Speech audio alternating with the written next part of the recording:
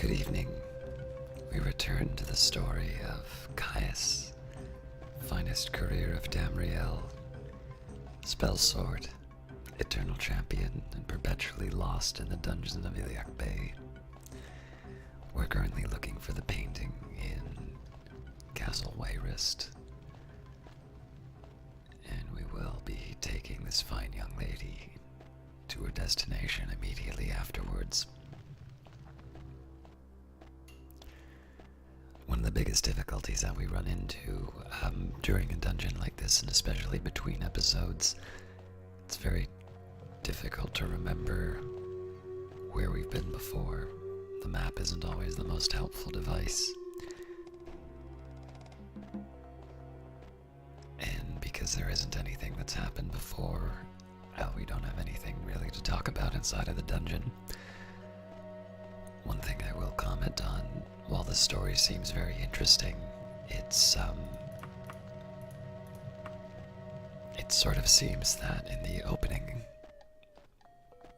phases, we're able to do whatever we want, whereas now we've spent a lot of time dealing with story elements, when in reality what I normally would want to do is do some of the Mages Guild missions. But for now I will hunt the painting, and I will take a moment to adjust my stand.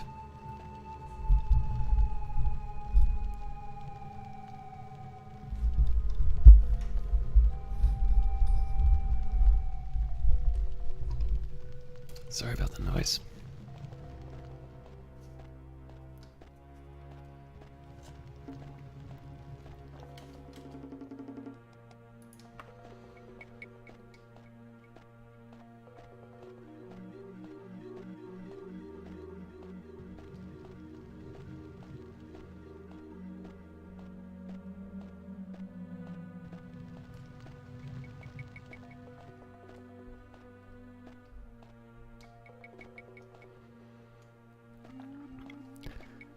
At this point, I'm going to be retreading a lot of territory that I've gone over from last episode, but what I'm going to try and do here is find one of the teleporter rooms. I'm going to use that as sort of a base to move from. Ah, yes.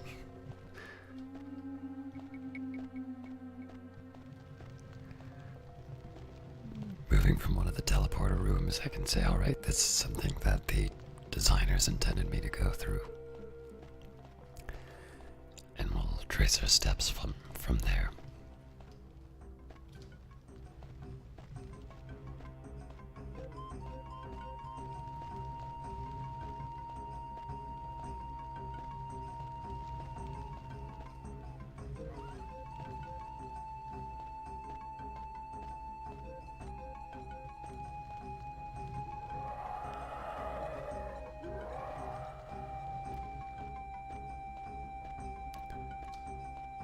So one challenge about those audio cues is that there may be no indication, or it may not indicate that there's any kind of an area that I can move to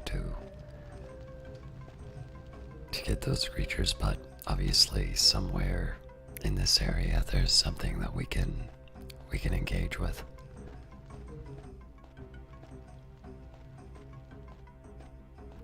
Yeah, well, that's less of a mystery than it might have been.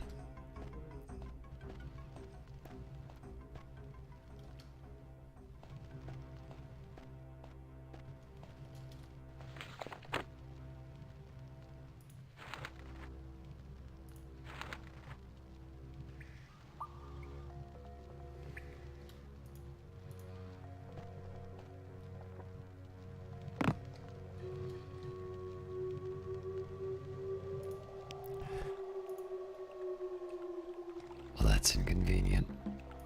I might actually have to restart after that.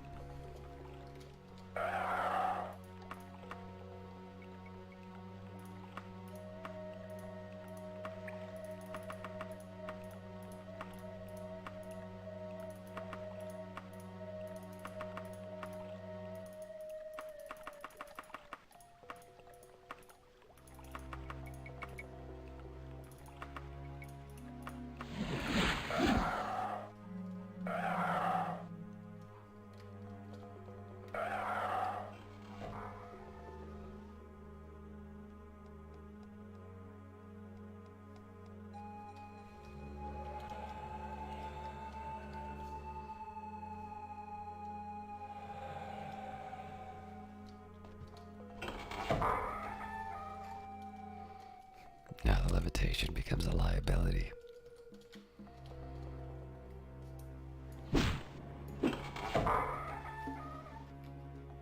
Ugh, not this again.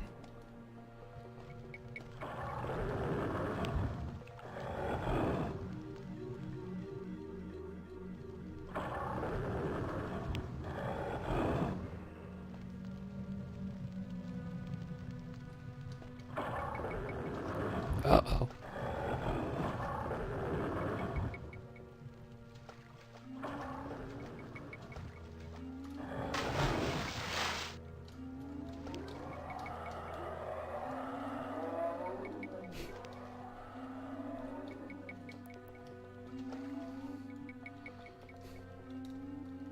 All right, this,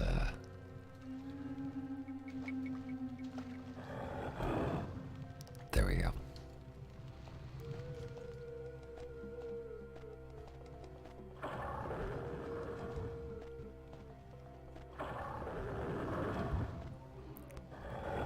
Well, that was a worthwhile experience. Let's do that again.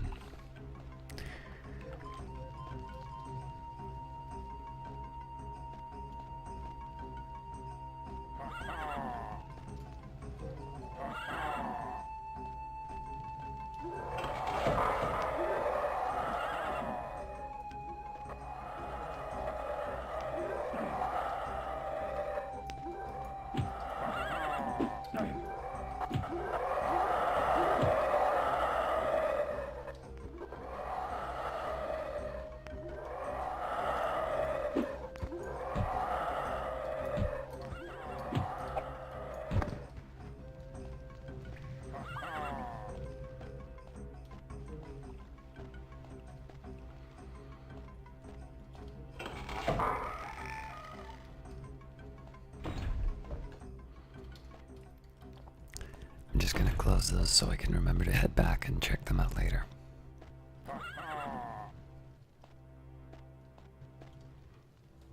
Oh, Jesus Christ.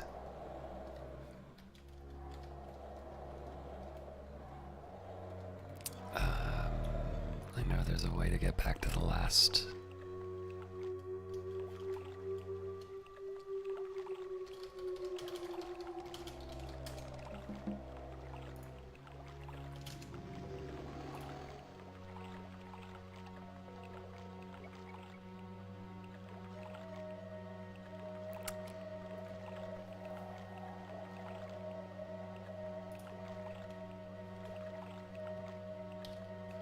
So I believe Alt F11.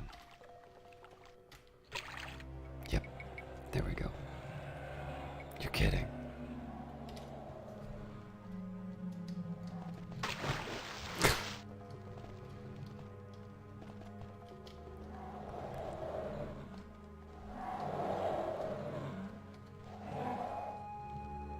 Alright, we'll just leave that be then.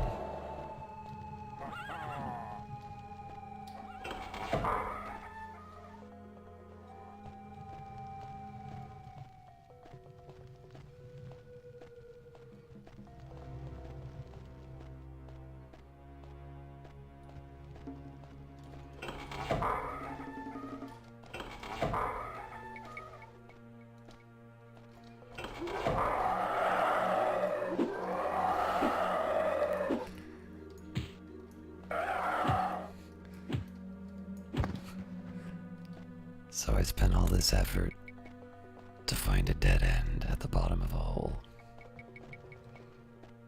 I hate this game.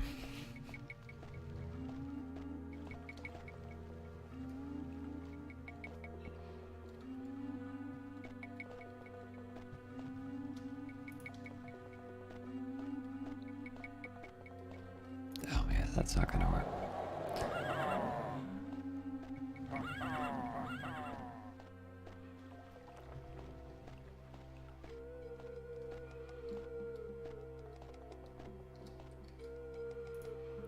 I'm just doing this to recover my magicka.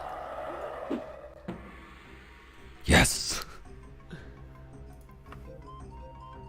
So I'd like to raise my strength, but in this case, willpower is going to be what helps me out with my ability to cast spells.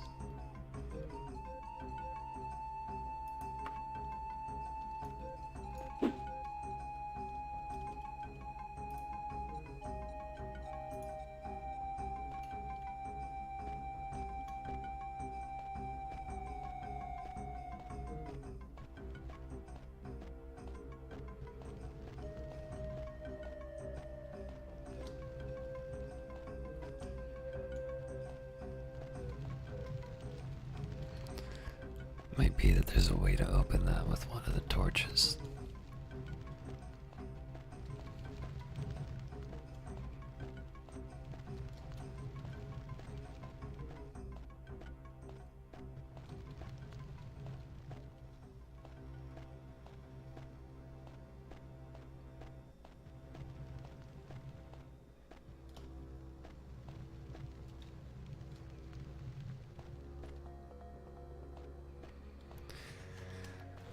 Right, I mean, I may have enough for the levitation, but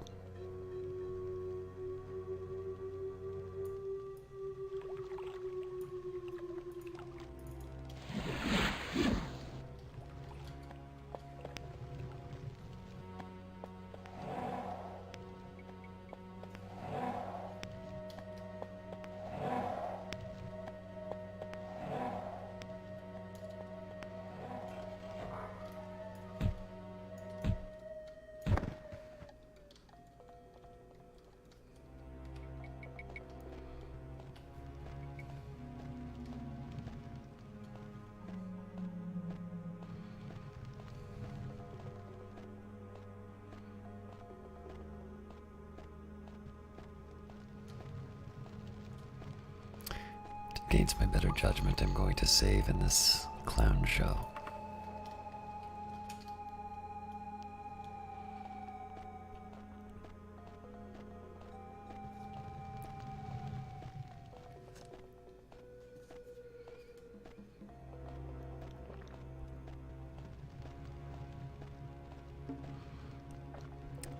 And what I may wind up doing, if I go into circles too many times, I might just apply the right hand rule so we can get through to the next part.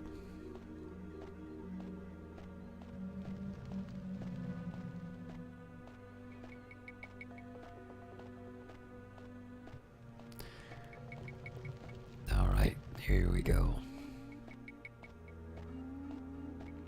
It's not the most creative or interesting way of handling it, but especially between episodes, this is going to be the most reliable way for me to get through any of my problems.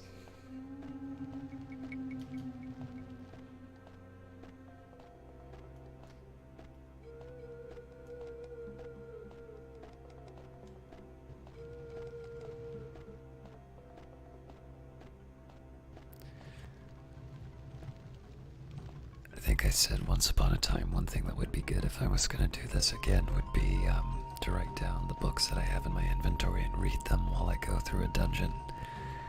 I never got around to writing them out though. Also, the writing's a little bit off sometimes, so it's difficult to read them without concentrating.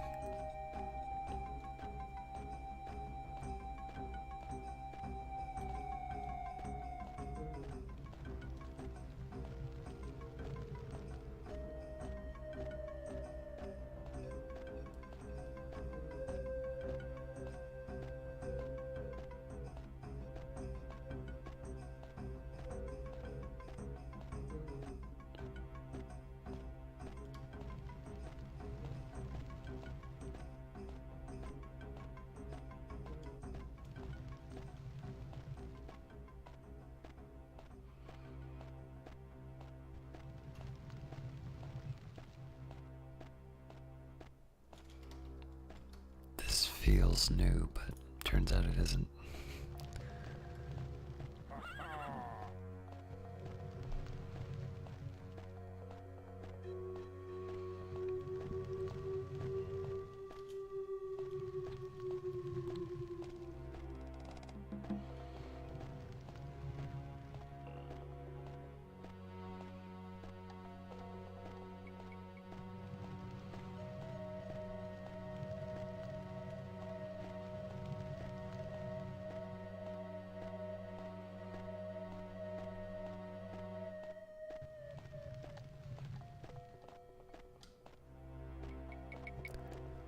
I thought we'd already been here.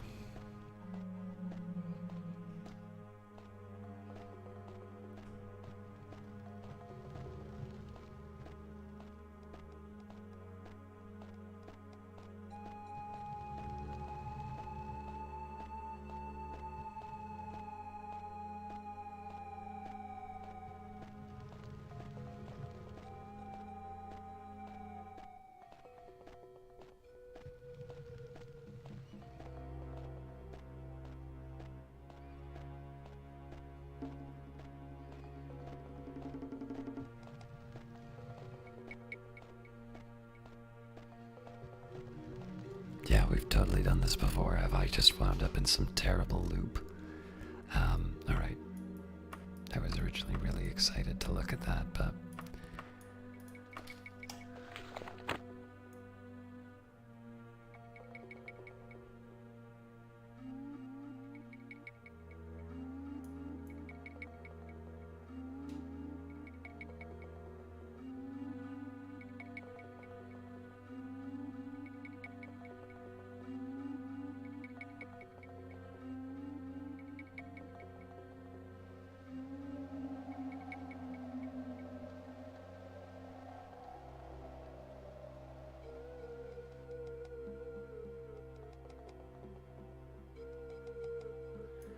Just curious if I had any kind of teleport spell.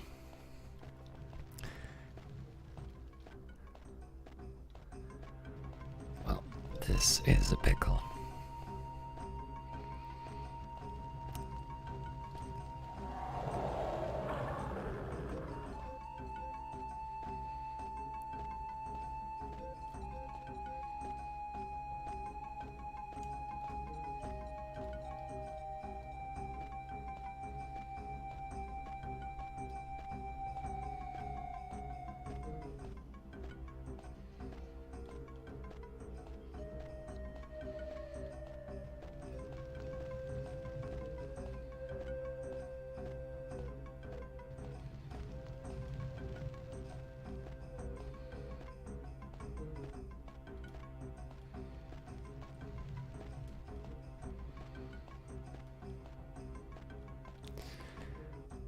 This seems like a decent place to try and get my bearings again. I want to take a quick moment to see if I'm able to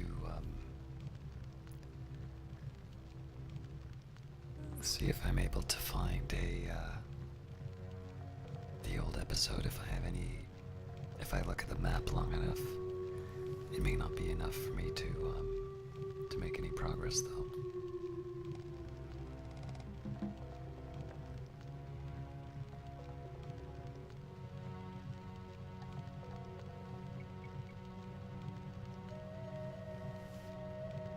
Yeah, it's not really worth, I don't think it's really worth the look. Although, if memory serves... No, I don't think this is the room I thought it was.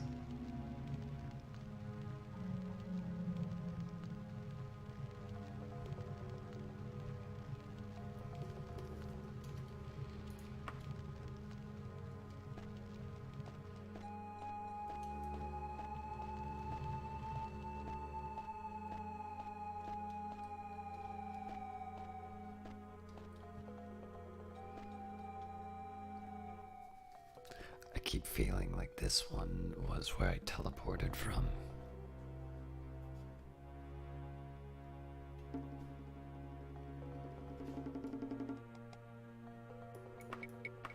Like, I think there was a teleporter in a room that looked like this. Maybe not that specific room, but one that was really similar. Let's try and retrace my steps. Or not, maybe not retrace, because that'll be a disaster if I...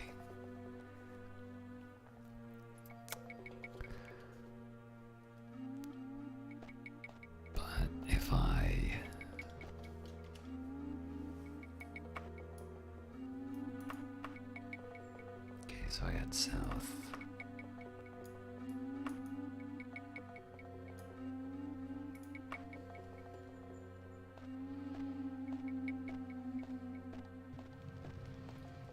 Alright, so I have two choices here.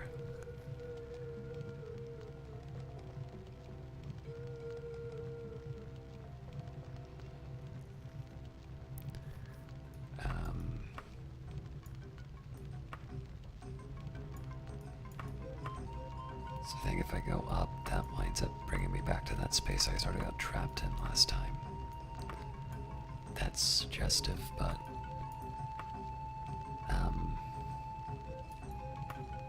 that seems like I didn't explore.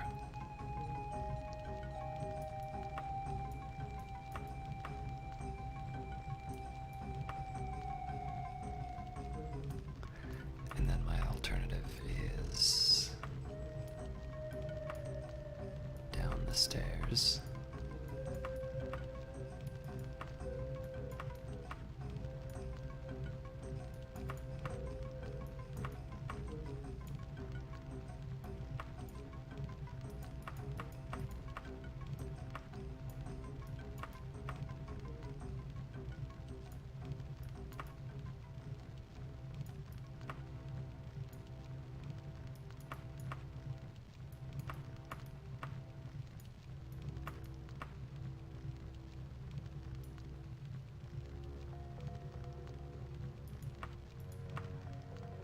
Oh god. I'm very tempted by the fact that that suddenly ends.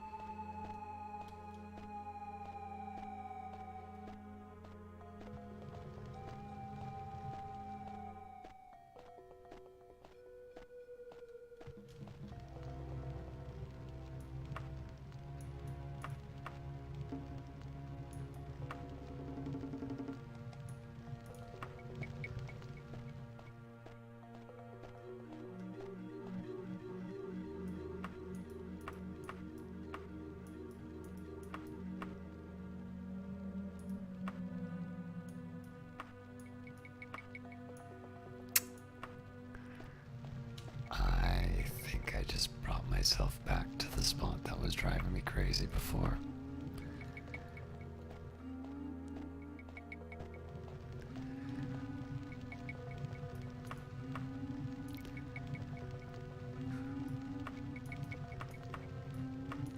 Apparently I didn't detect. I wanted to check that that was... I thought that was a sudden stop, and there wasn't a wall. But for some reason I didn't see it from the perspective. That's a shame.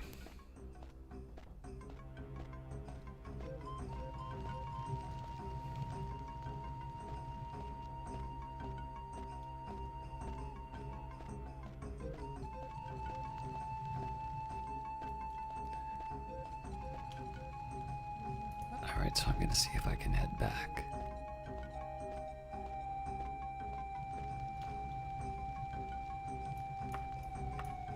Part of the way I'm gonna solve this is to be sure that I'm able to get back to places where I went astray.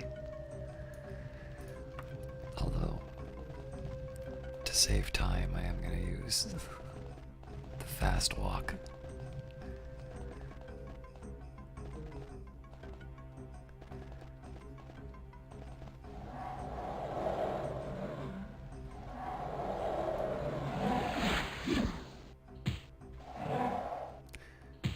That is a shame.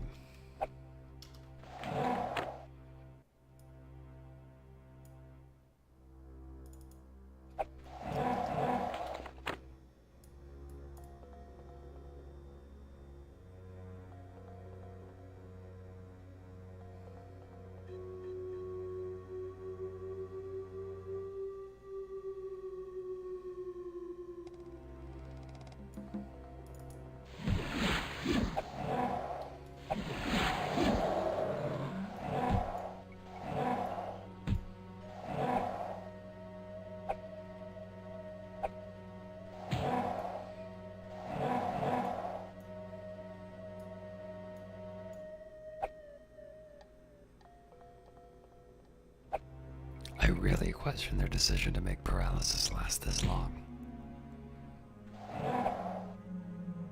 And what exactly is a player supposed to do? Just enjoy the experience of watching the gameplay itself?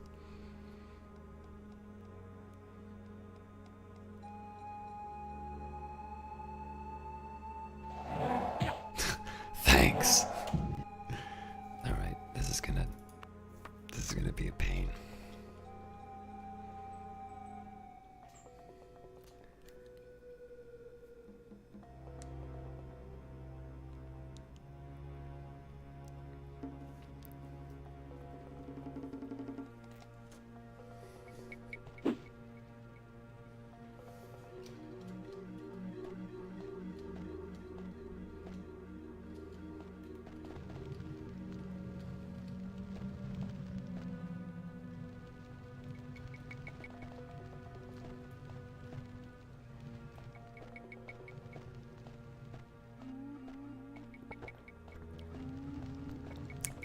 probably isn't where I should be going, but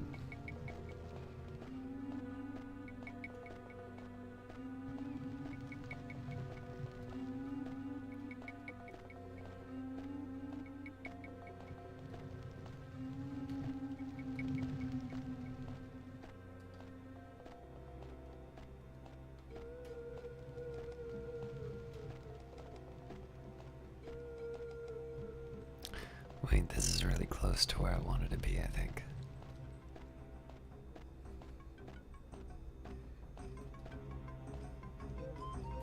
Alright.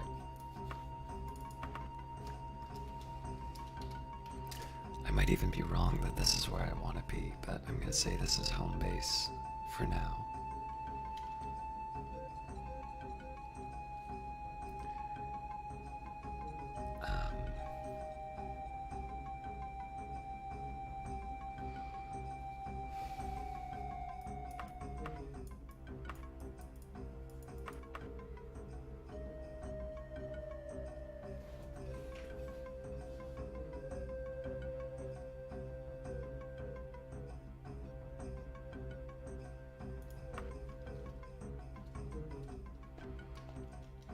I don't really have any good ideas.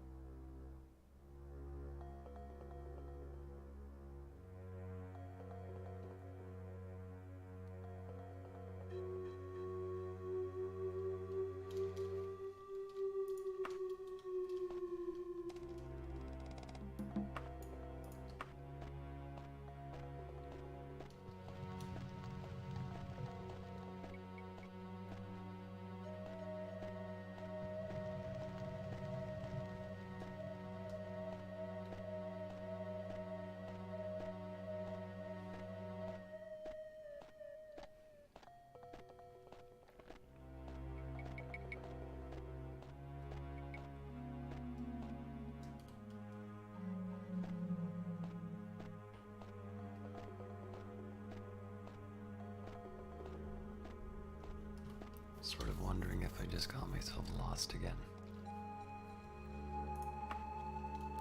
The one thing I will say from last time was, especially when I was at the end and I was tired and just frustrated, there might be something in here that I missed last time.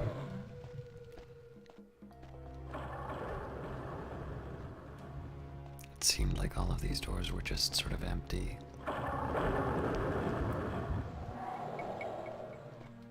Now might be a good time to reevaluate.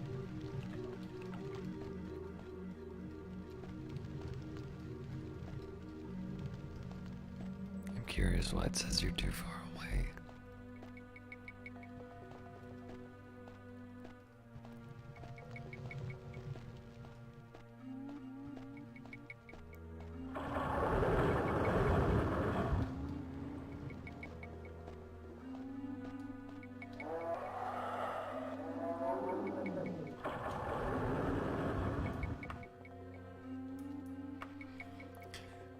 So obviously this is really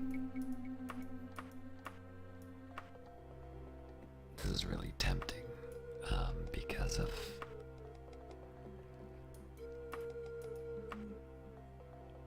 I don't know, just because I've been spending so much time running around through this, but I'm not really sure this actually gets me anything.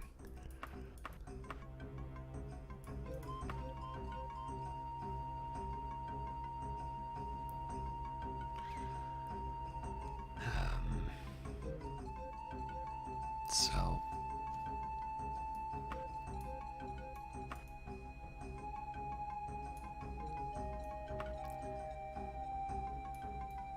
things abruptly end here.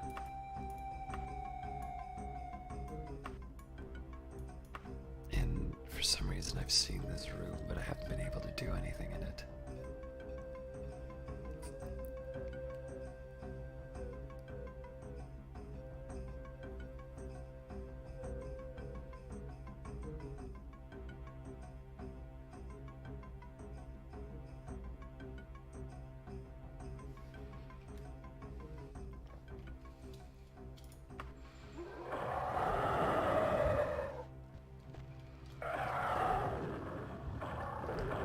take a look at this inner area.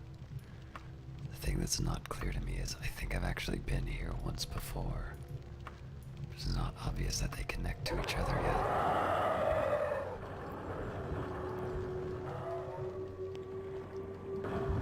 So essentially what I'm doing here is I'm just testing for secret passages to see if there's a connection.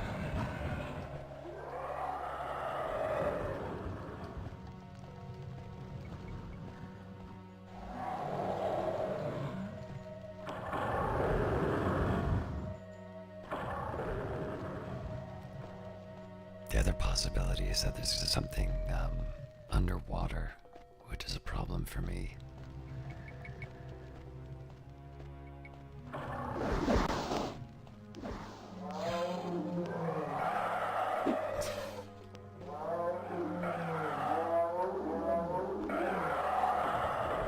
Well, obviously there's no shortage of nasty stuff coming after me. I really wonder if there's some kind of connection down there.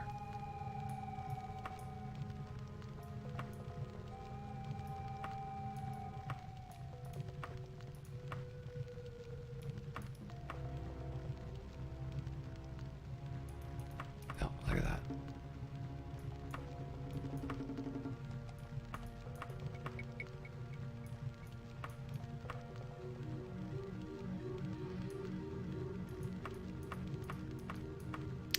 Right there.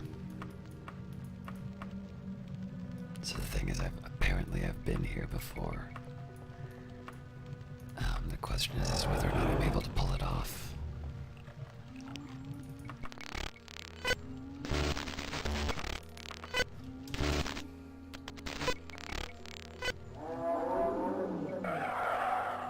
Oh, I didn't mean to do that.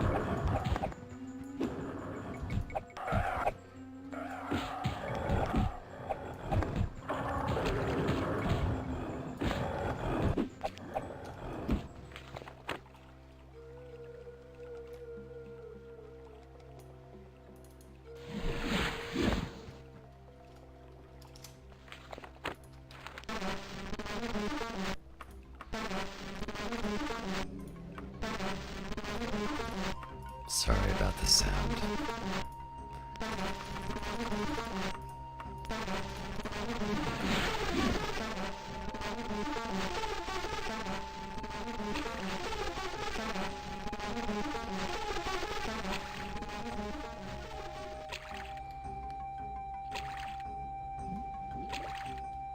This is apparently how I have to go through all of this.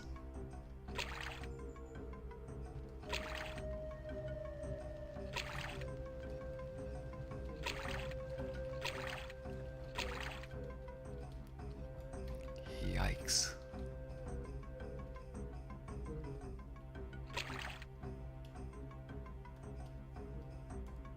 Now the worst part is whether or not I can levitate out.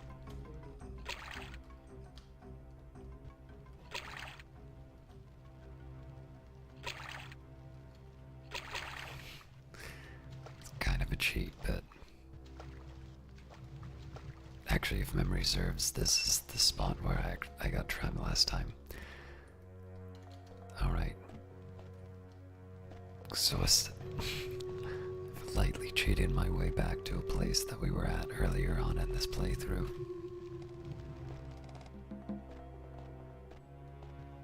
That was edifying.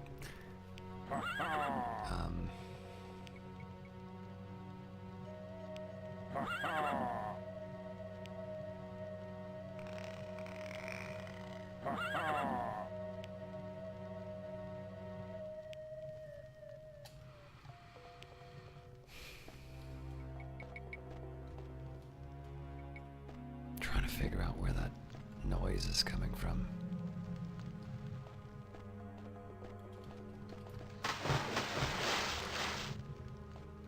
Okay, apparently the centaur just had a little problem.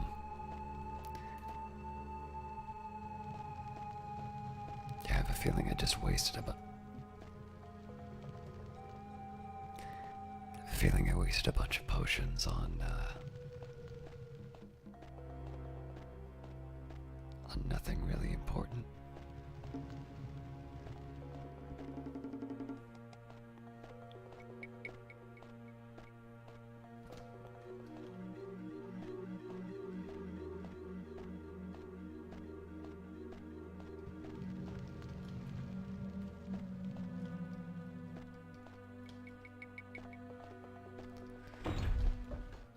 has to be some kind of a switch for that door.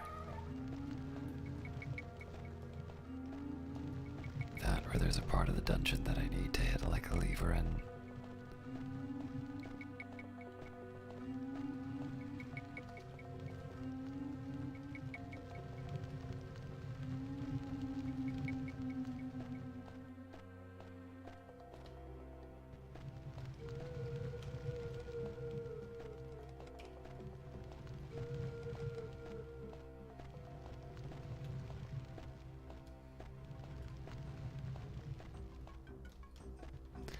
Alright, well, I'm gonna start by healing myself up. Oh, apparently I've been,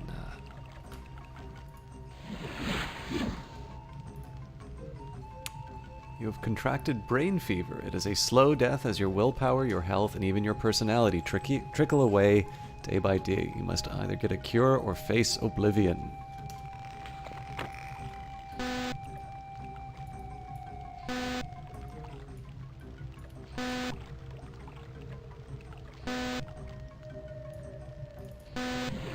You're kidding me.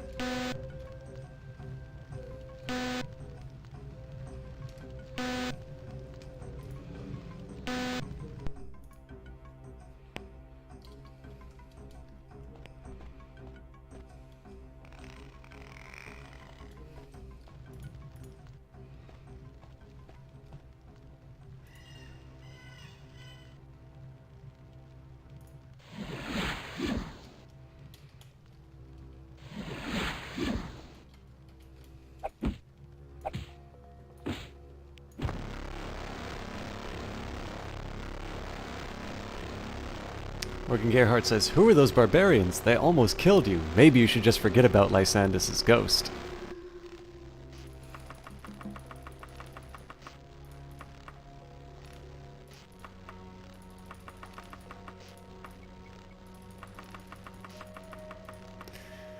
So I have a feeling this is basically gonna be my life now. I rest for a day and then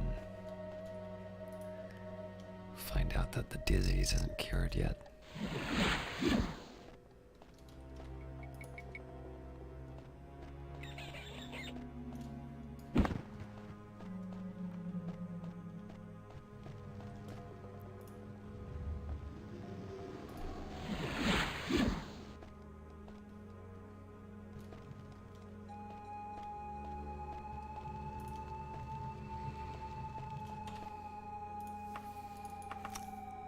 Actually, it should be a C, and I probably have the disease at that point.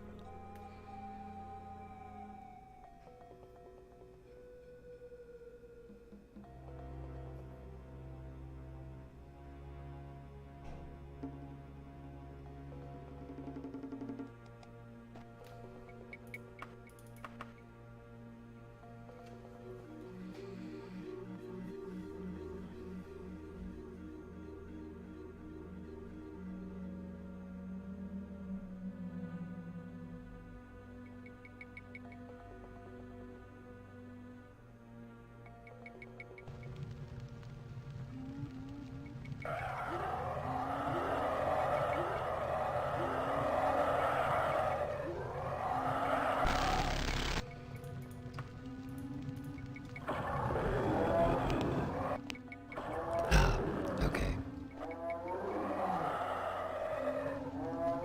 This is before I got clobbered by everything.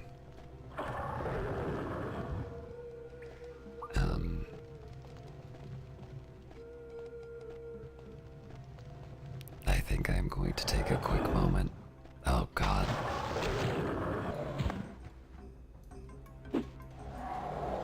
You know what? I don't have time for this. I'm going to take a quick second and take a look at the guide to see if it says anything about that door.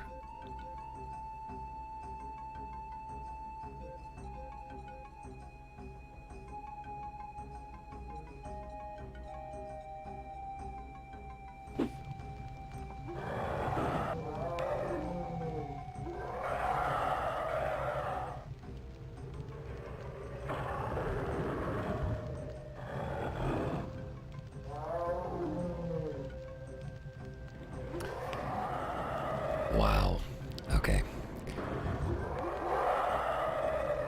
So apparently, that is exactly where I need to be. And there's supposed to be a way through.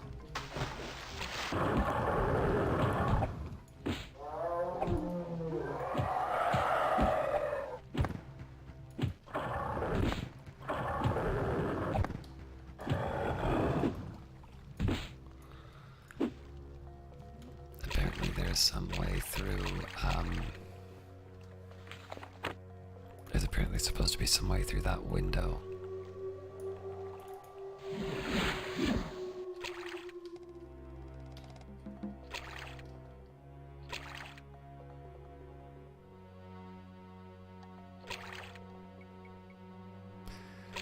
So to my understanding, if you play a warrior who does not have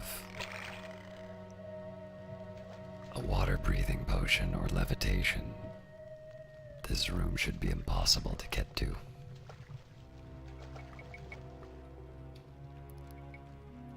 Even here, I'm just trying to force the game through this. I have no idea how anybody got through this without a guide. So apparently I'm supposed to be able to get through this. As you can see, I might also just jump right through the...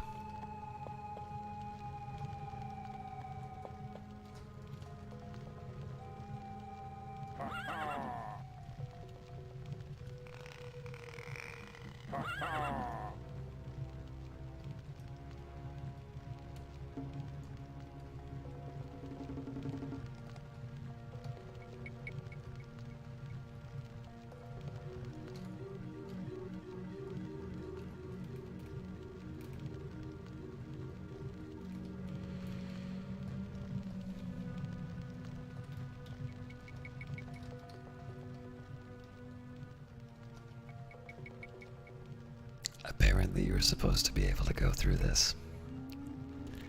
I apologize to the purists, but we have spent long enough looking for this.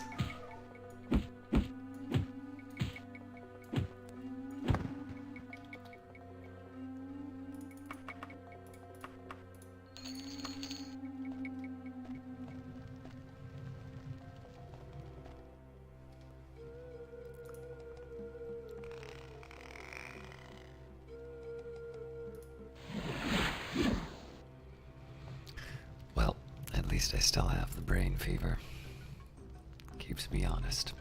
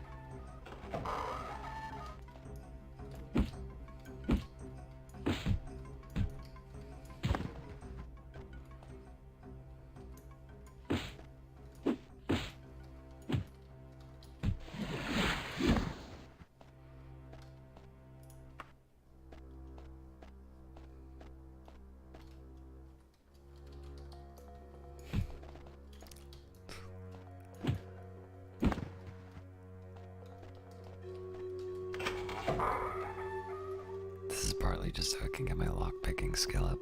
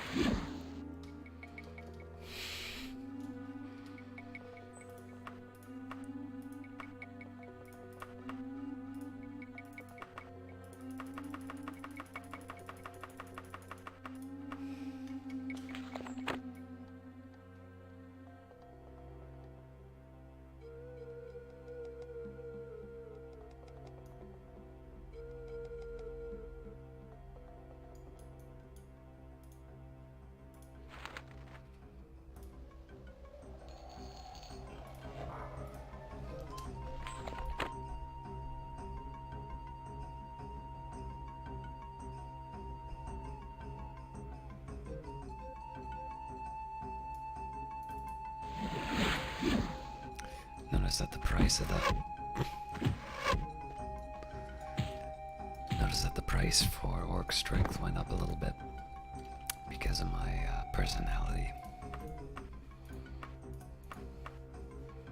Island in Midyear by Morgaine Torbison.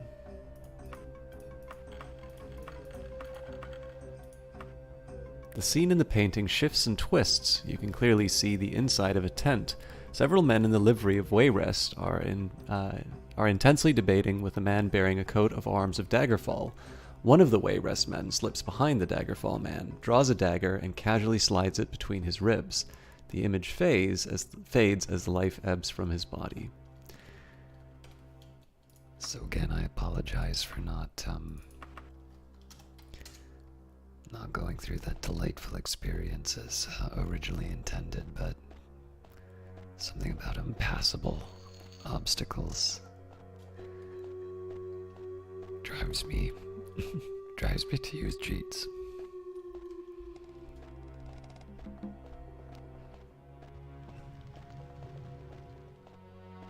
I will try to see how we might have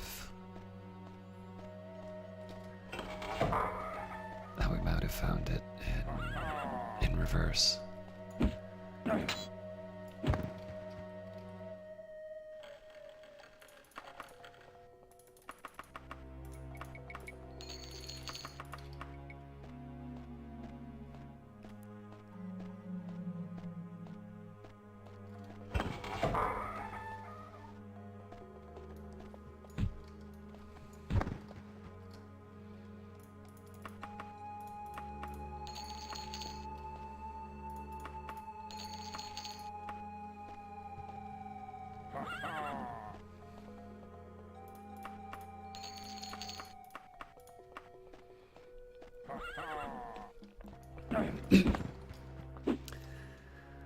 I have the orc strength going for me, so I might as well just load up on stuff right now.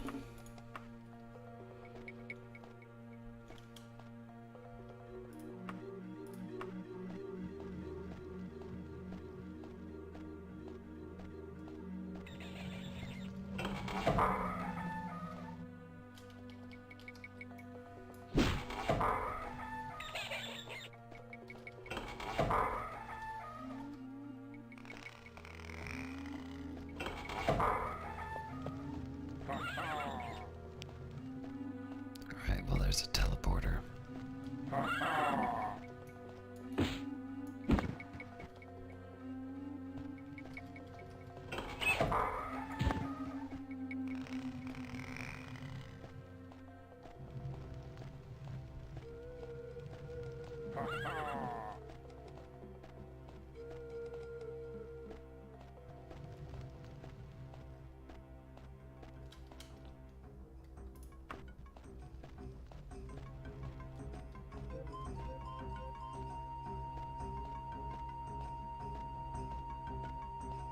I thought that might have been an area that I was at earlier in the playthrough.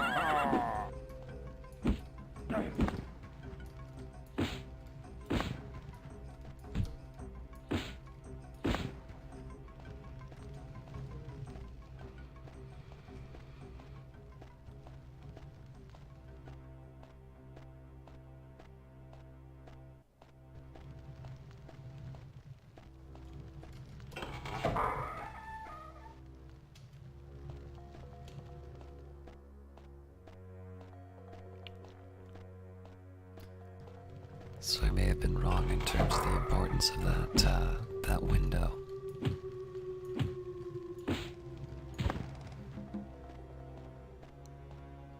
Wait, what?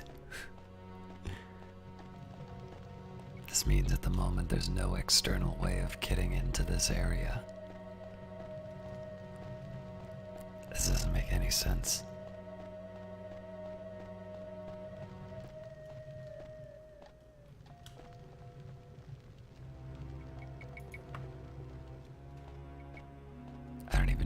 find that teleporter again.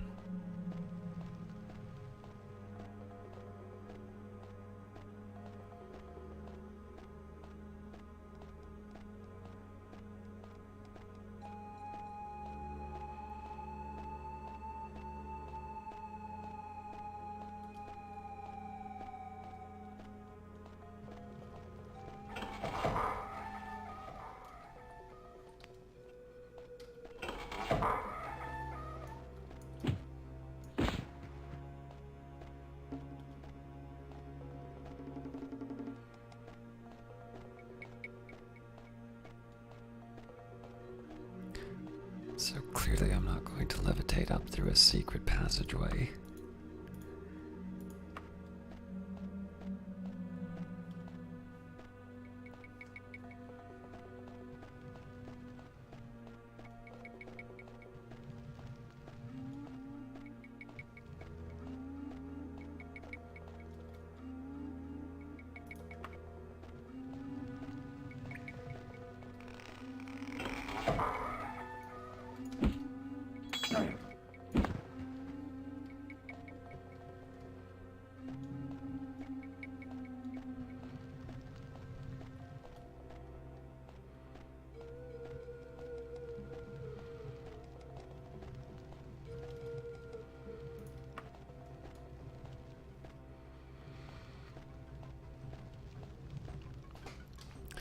I'm tempted to just take the portal, but I'm genuinely curious how anyone is supposed to find this place.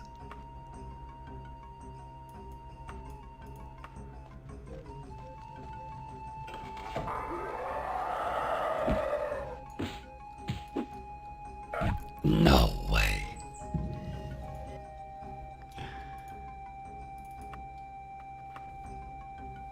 Oh, that's not even worth saving.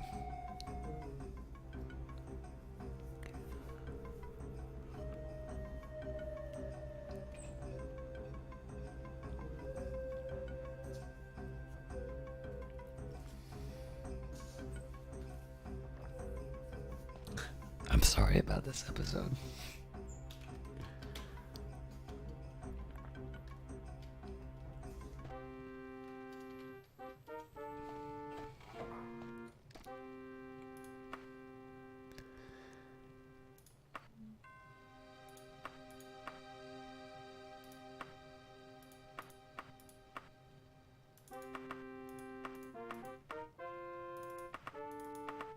Is it really all that cold that's taking up my space?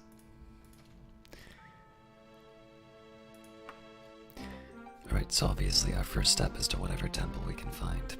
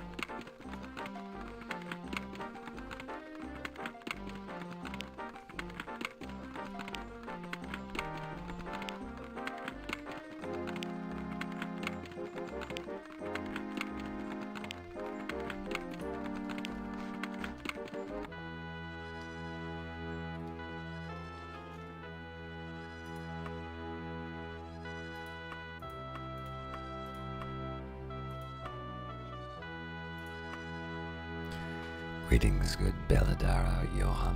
I am seeking information on painting. Everyone has heard of this one. The longer you stare, the more the image in the painting seems to be moving. You tear away your eyes before anything begins to happen.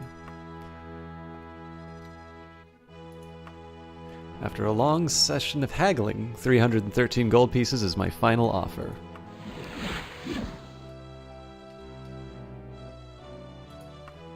So hopefully the side effects of that are not permanent.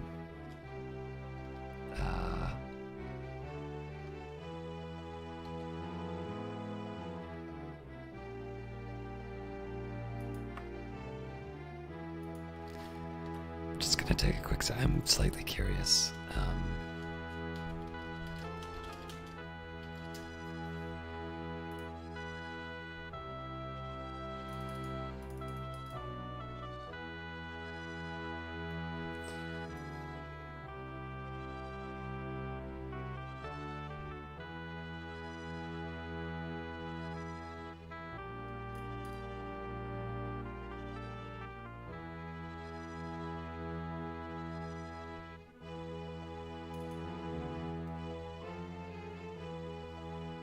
So I don't think it's permanent, but I don't know.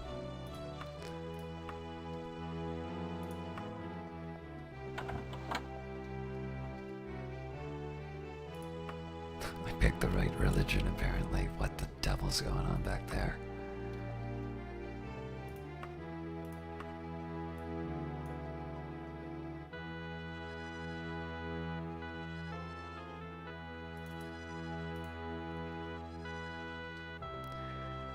I didn't so much want to do that as not waste the money, so.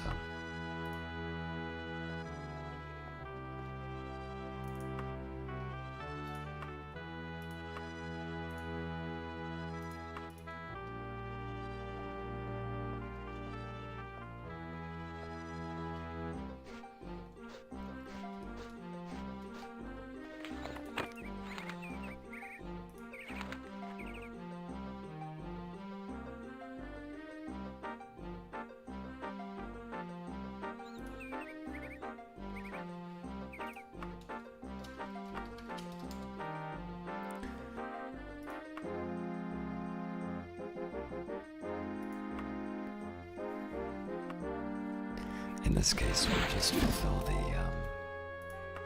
the escort quest.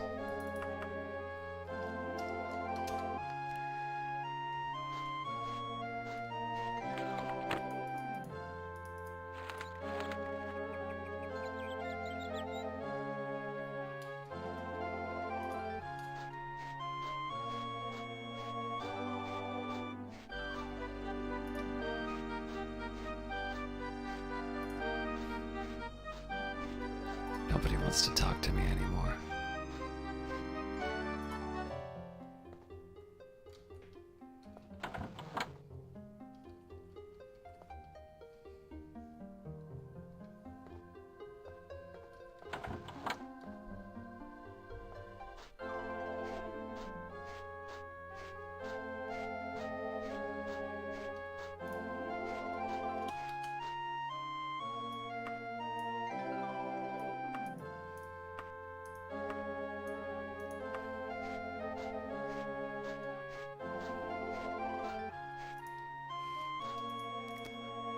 I know I'm not popular in Daggerfall, but this is the first time nobody will talk to me.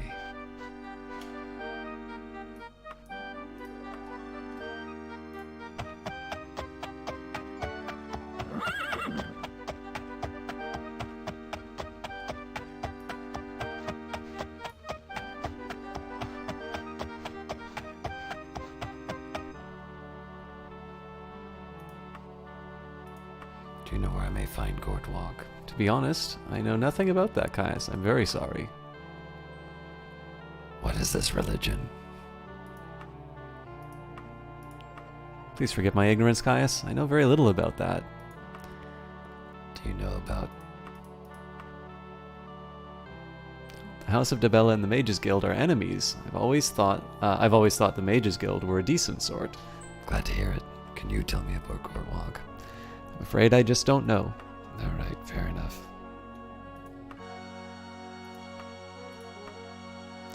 I suppose it's okay to tell you. It's Lord Adrester's retail store. It's southeast of here. Thank you very much.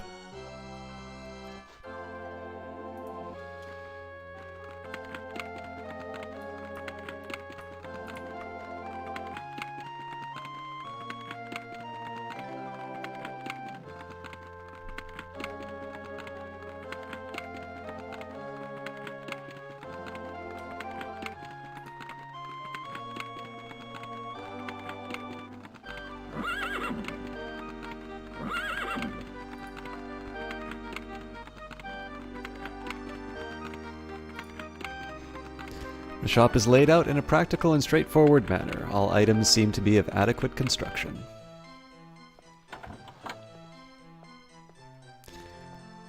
Let's start by conducting business.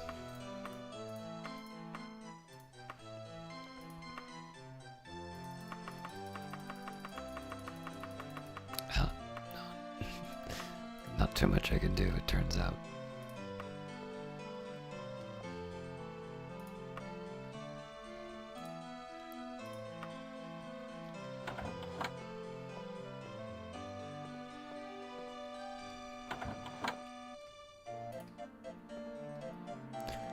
Caius, I'm glad to see you. And Morgan Gerhardt, too. Here, take this gold. Object? What's a totem? Well, it's been nice talking to you. Gotta run. You're kidding me.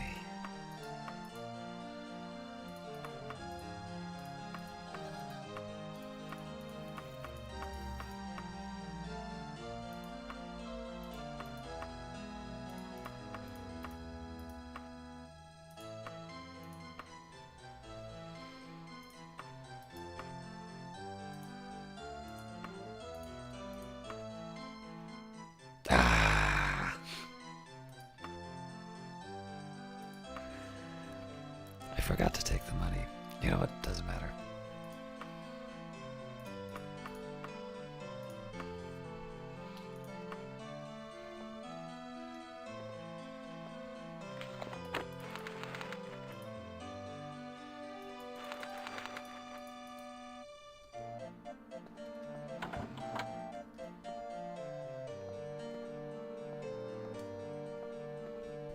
I'm hoping I didn't cause a bug or something like that by not taking the gold.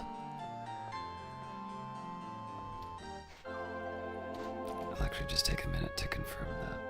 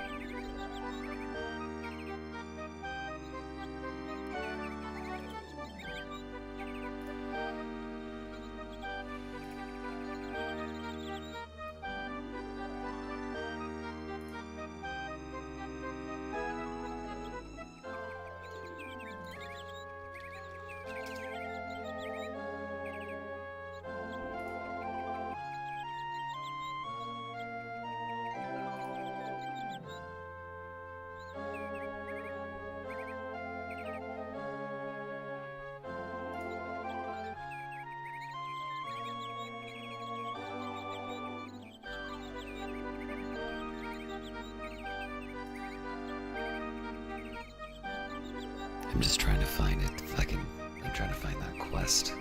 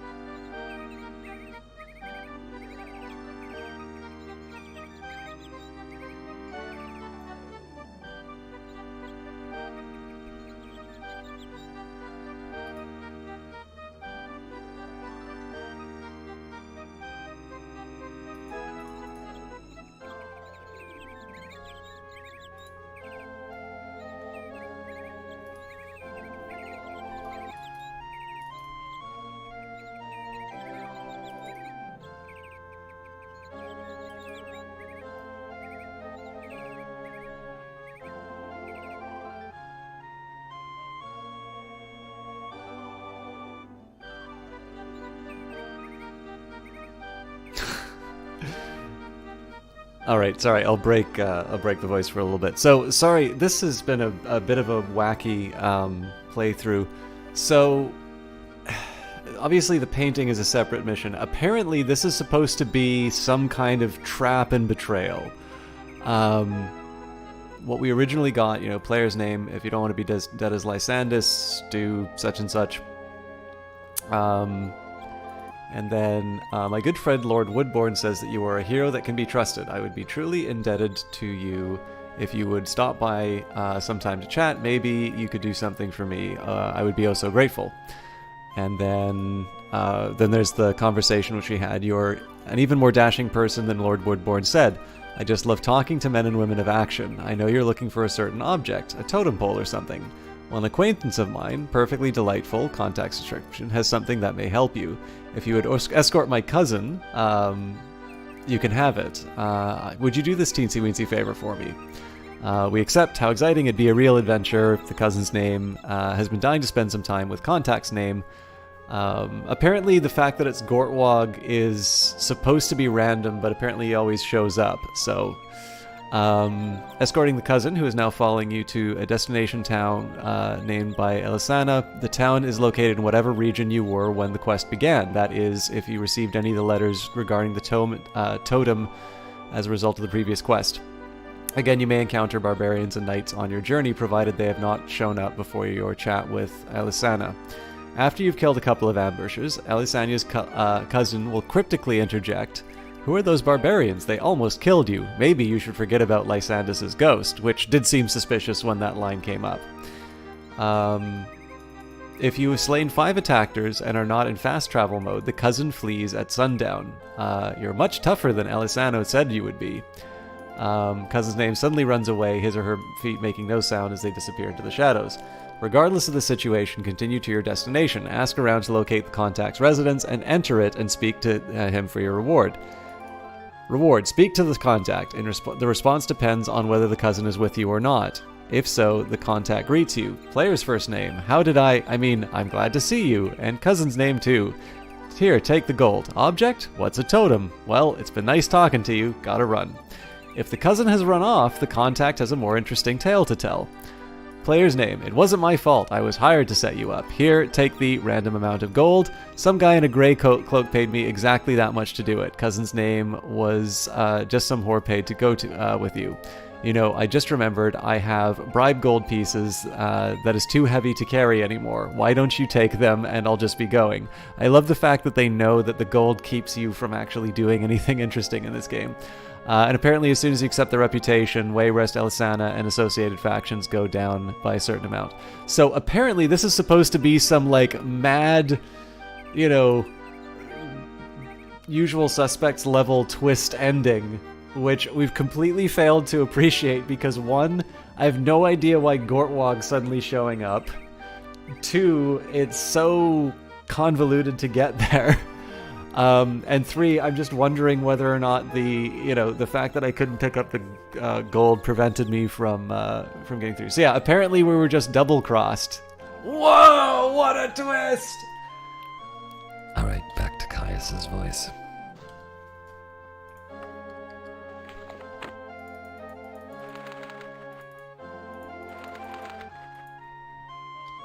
I'll go back to Sentinel now, so I already know I don't like Wayrest.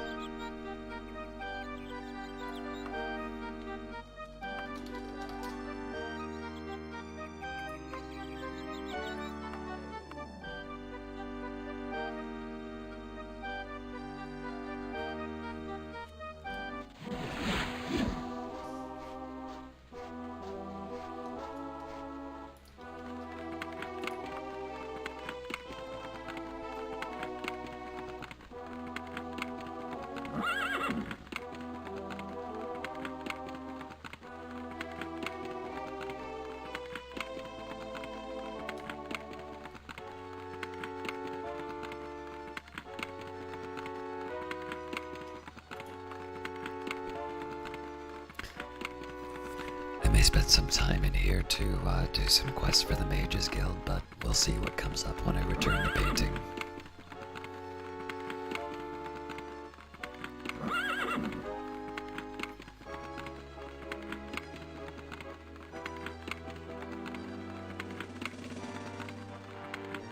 this also seems to be a new song, and it's actually pretty neat.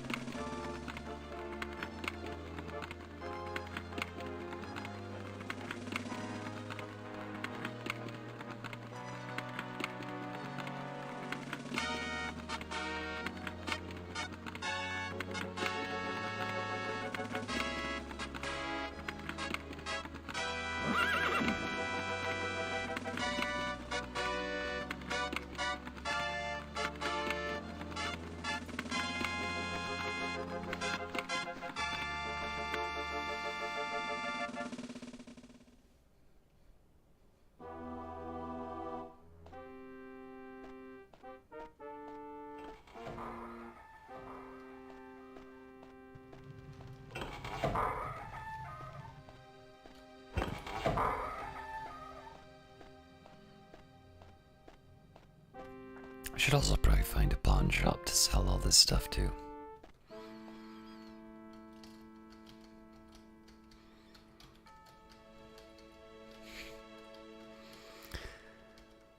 Oh boy.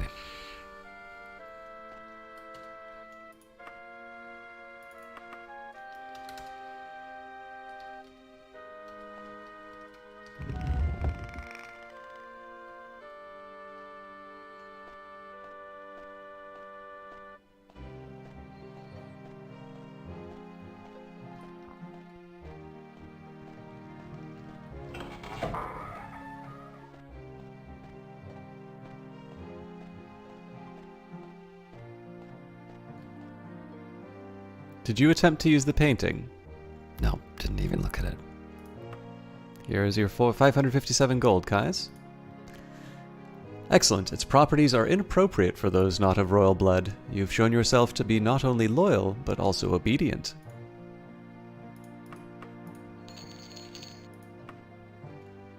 Well met, stranger. Hey, we know each other. Hail, good Queen Akorathi. I'd appreciate your directions to Gortwog. Maybe not.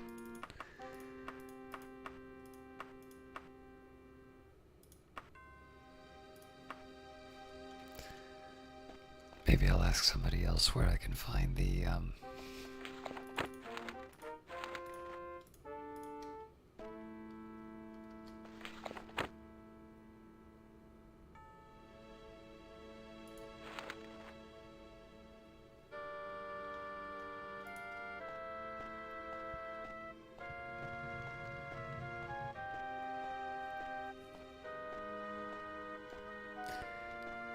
I'll ask somebody else where I can find the pawn shop. One thing that's sort of interesting is that our original mission was to find out about King Lysandus and his ghost. But it seems that the letter has been the more important,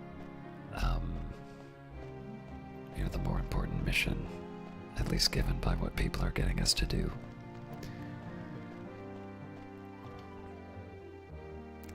If you have a couple of days to spare and wouldn't mind being 477 gold pieces richer, I have a mission requiring some speed and delicacy. Why not? Excellent, Caius. I have a spy, Saushai, in Creopator, who needs a telescope to continue her surveillance activities. I am given to understand that she has something of interest to a mutual friend of ours, which needs to be delivered as well. So here's the telescope. Take it to the young lady in green in a place called the Saushi Residence in Creopator.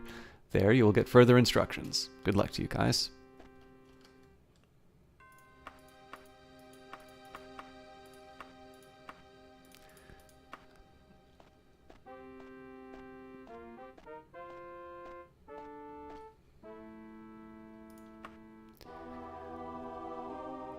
Alright, before I head out, I'm going to try and unload as much stuff as I can.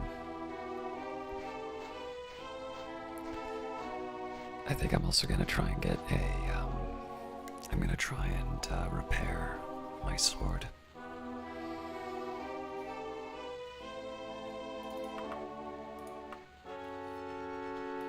Southwest.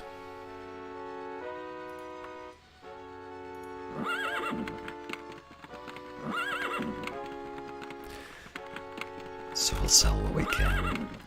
We will start repairing our sword. And then, in addition to the current mission that we're on, we'll do some missions for the Mages Guild.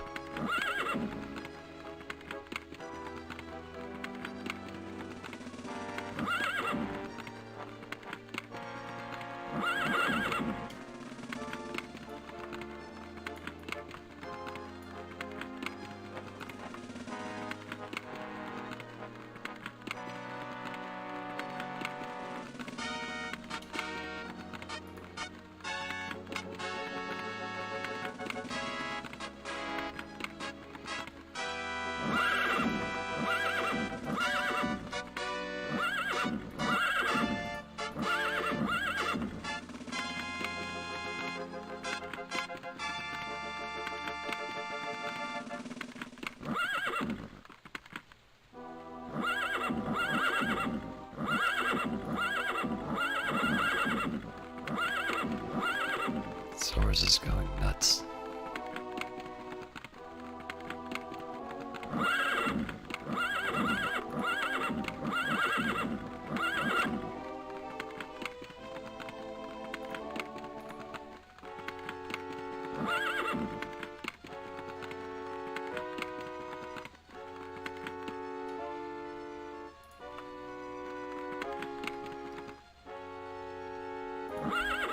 Ah.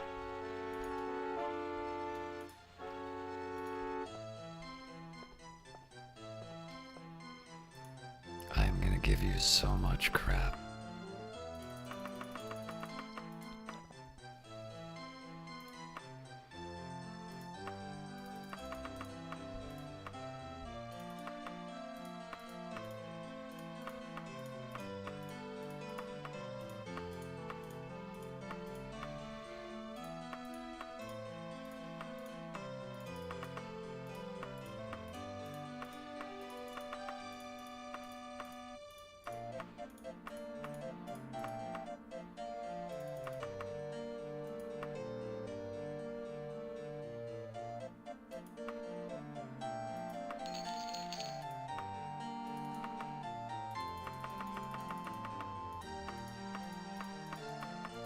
Apparently that's all I could give him. That's a little surprising.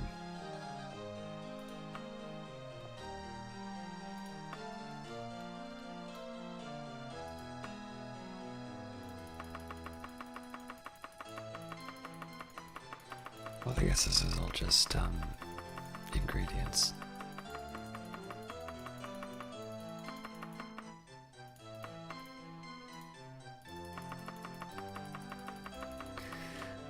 I'll sort through this another time.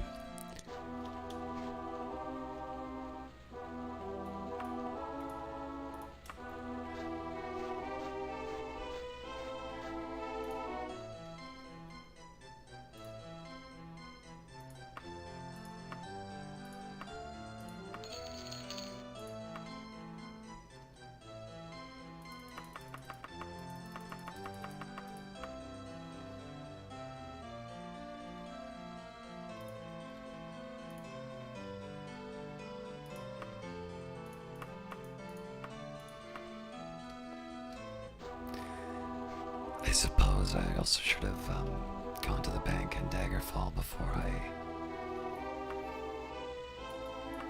that went too far. Alright.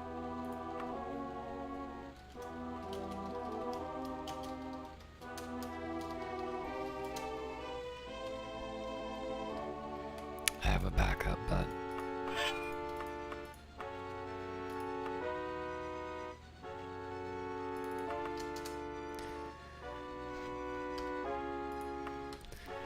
let's do some quests.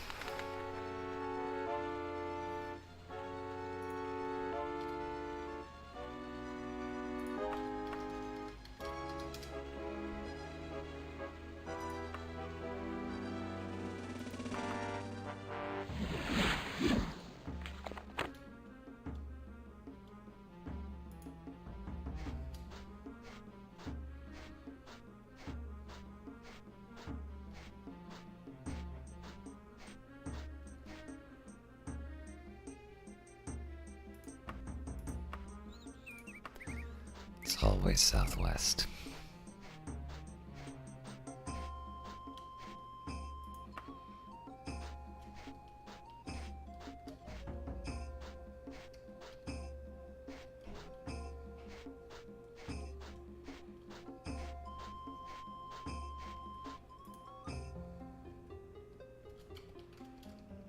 Good day to you guys.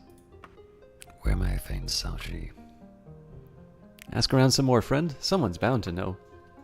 Well, thanks anyway.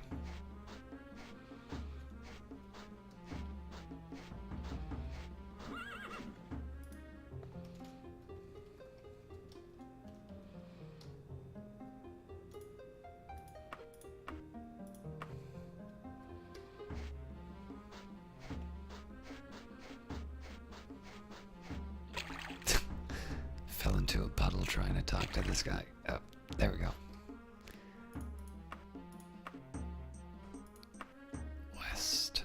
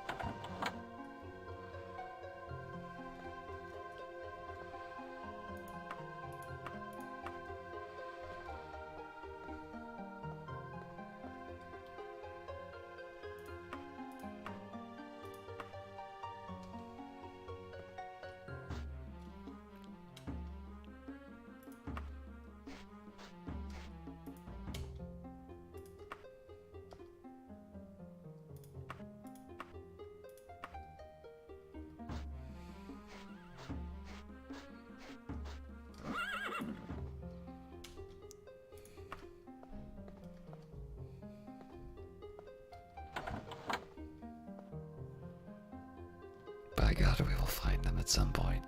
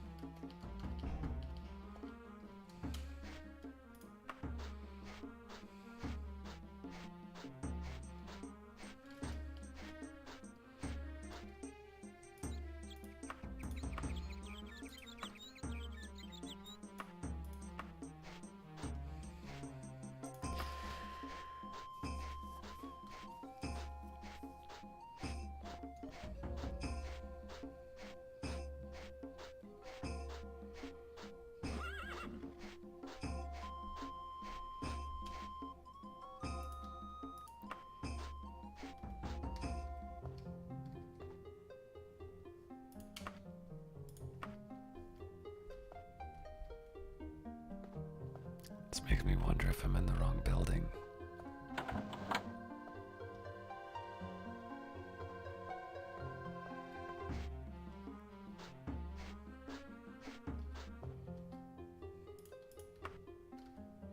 Excellent timing, Caius. Allow me to introduce myself. My name is Saushi, and I believe that's my telescope you're carrying. Lord Voshek, I believe, told you that I have a little job for you. Take this relic over to a well-to-do merchant in Waiwan.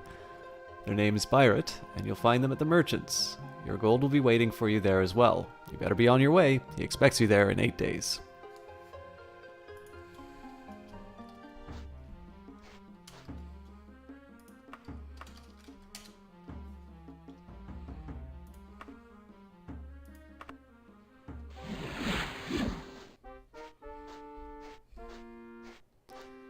This looks like a guy kind of bent over.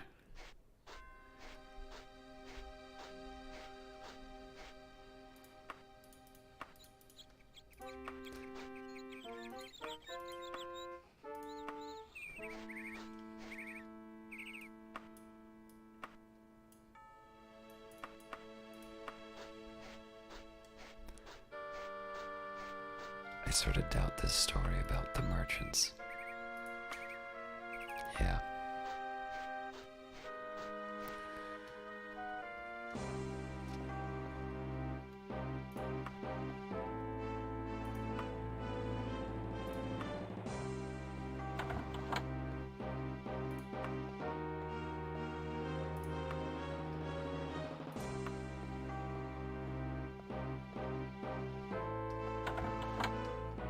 You must be Caius. Saushi told me to expect you. I'm Barrett.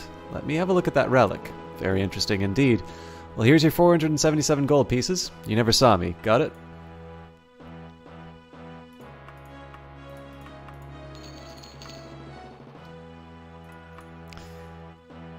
Alright, while I'm at it, we'll get a little training in.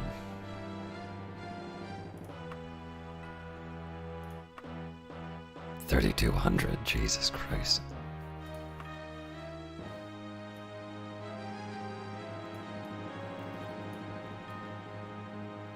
And I actually don't care about any of these. We'll learn Daedric.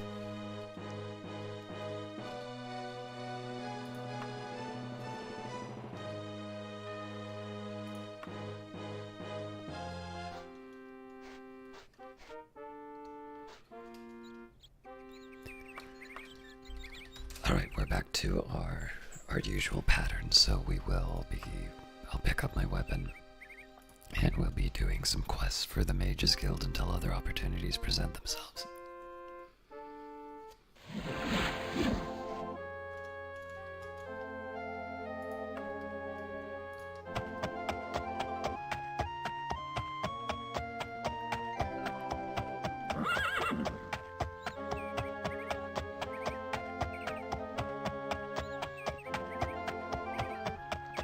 Although I'd slightly prefer to do quests in Daggerfall, on the odd chance it improves my reputation.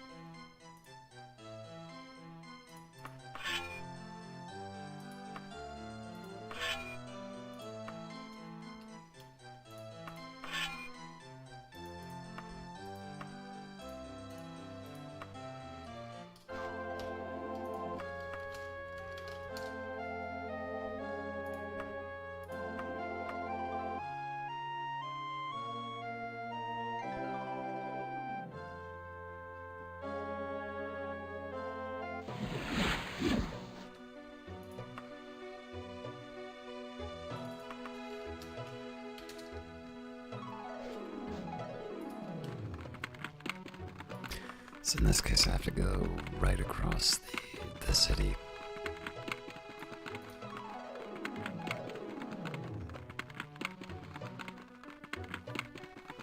I know I'm supposed to talk to the different powers of Iliac Bay, but I think most of my leads have dried up. The best thing that I can do right now, I'm gonna focus on my Mage's Guild quests. And then when I'm ready to try and push forward my main quest, I'll go and talk to the palaces of each of the regions, least likely Wayrest. A young courier dryly hands you a letter and then stalks off without saying a word.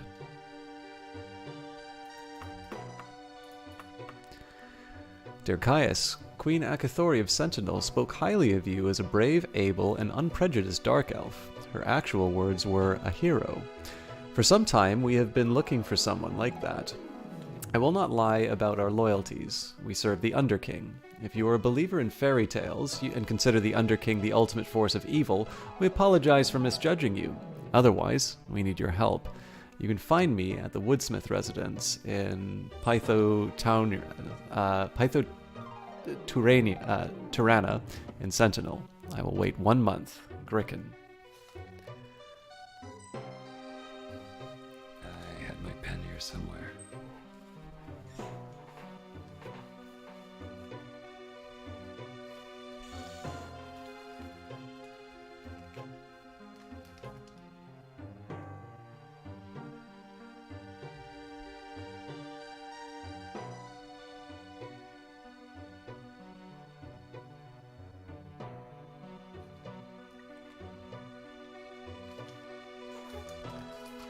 So this is one of the drawbacks. Now that I'm trying to do things on my own, the game keeps giving me time-sensitive quests. So I will do a Mage's Guild contract. I'm actually also going to go to the bank.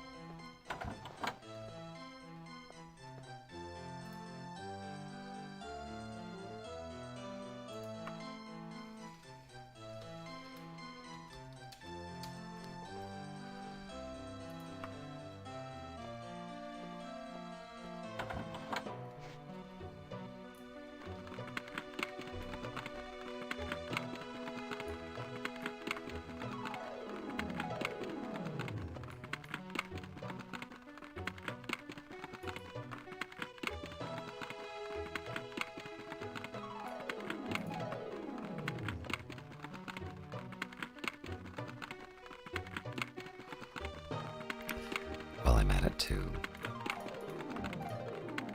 Oh, I read the Alec here, so...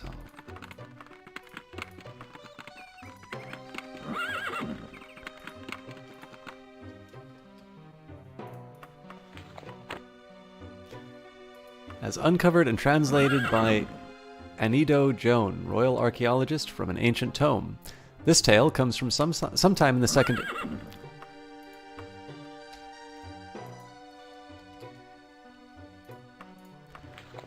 This tale comes from sometime in the Second Era, most probably after the time of the Kanten flu, or at least I have so surmised, due to reasons in the text. Whether or not the tale is true, it remains an interesting story of survival. The reader will, I trust, forgive me if I translated the epic somewhat informally. The message, I think, is universal and should not be misread. Enjoy, gentle reader. I may have actually done this. Yep. We've read that one too.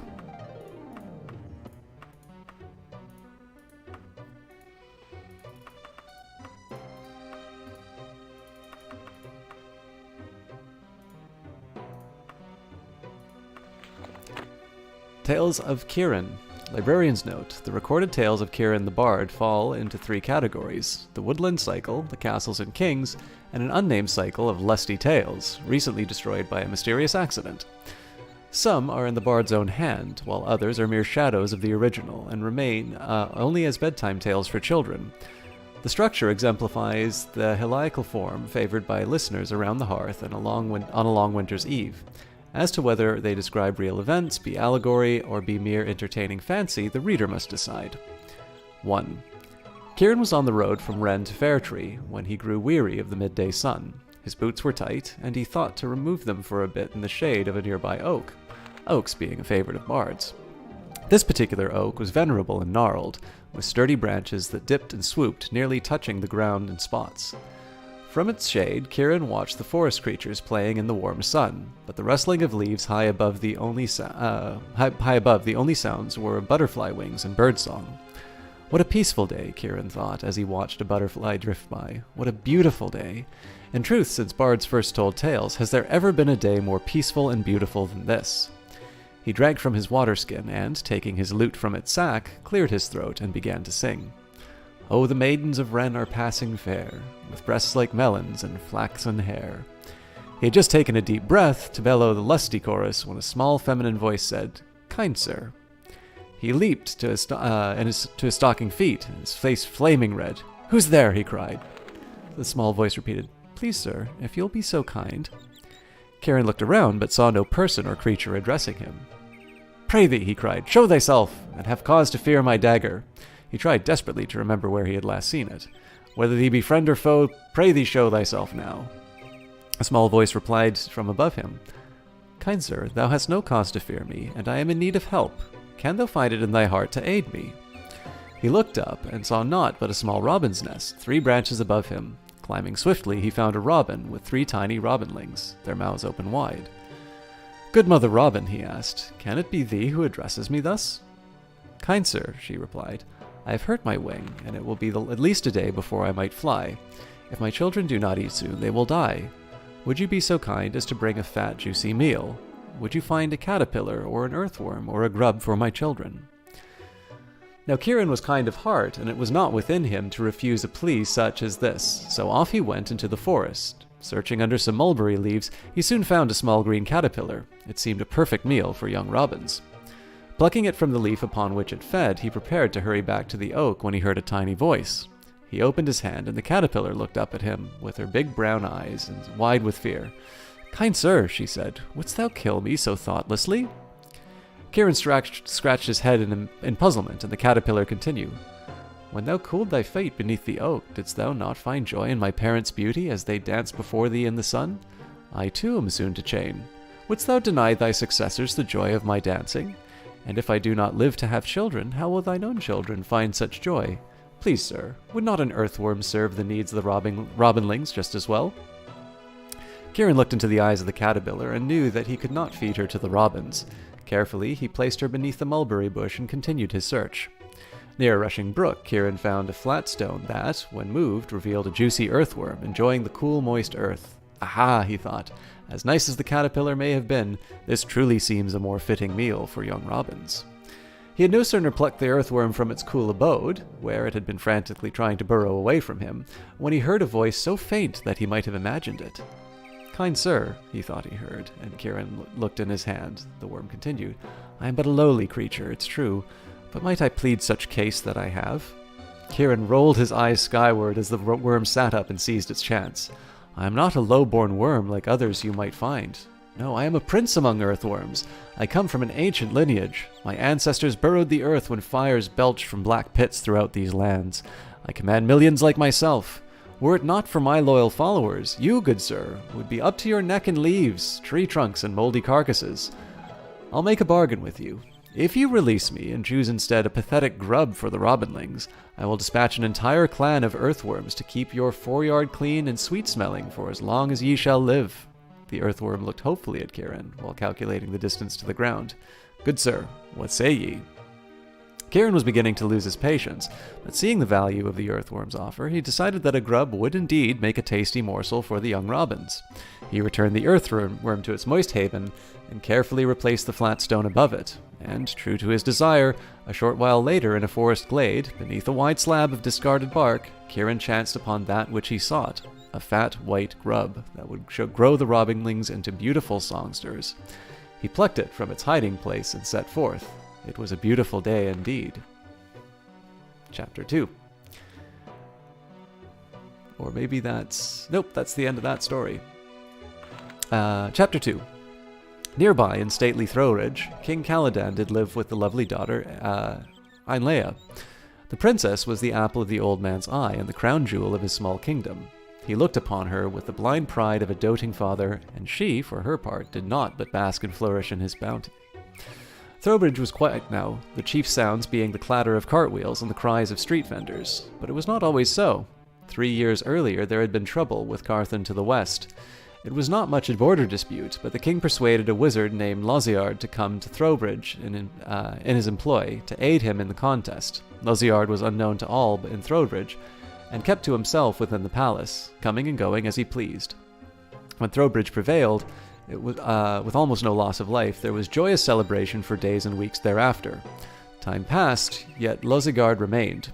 The king, not wanting to seem ungrateful, said nothing, but became increasingly discomforted when the wizard's presence and wished for his departure.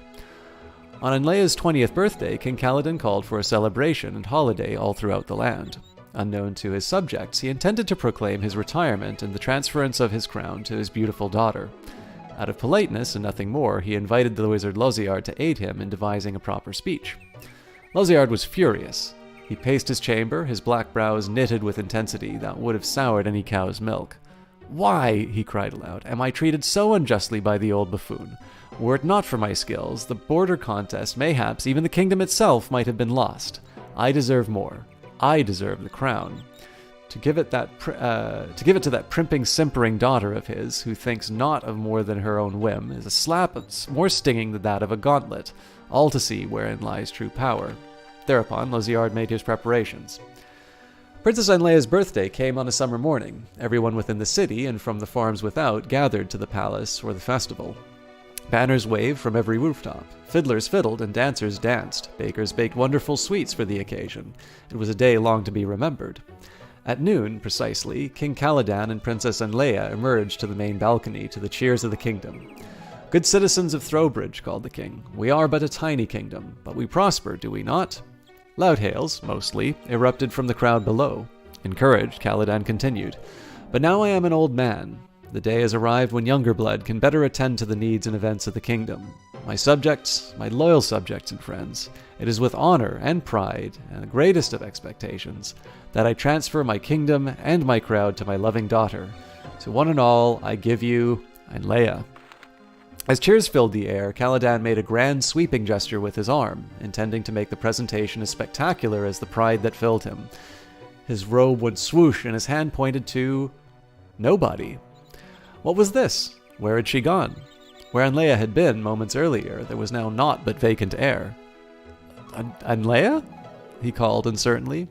But there was no response. Silence fell over the park and the courtyard.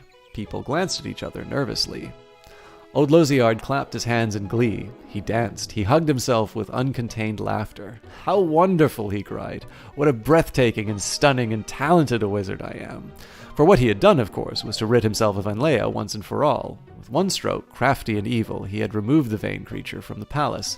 Naught else remained between him and that which he desired.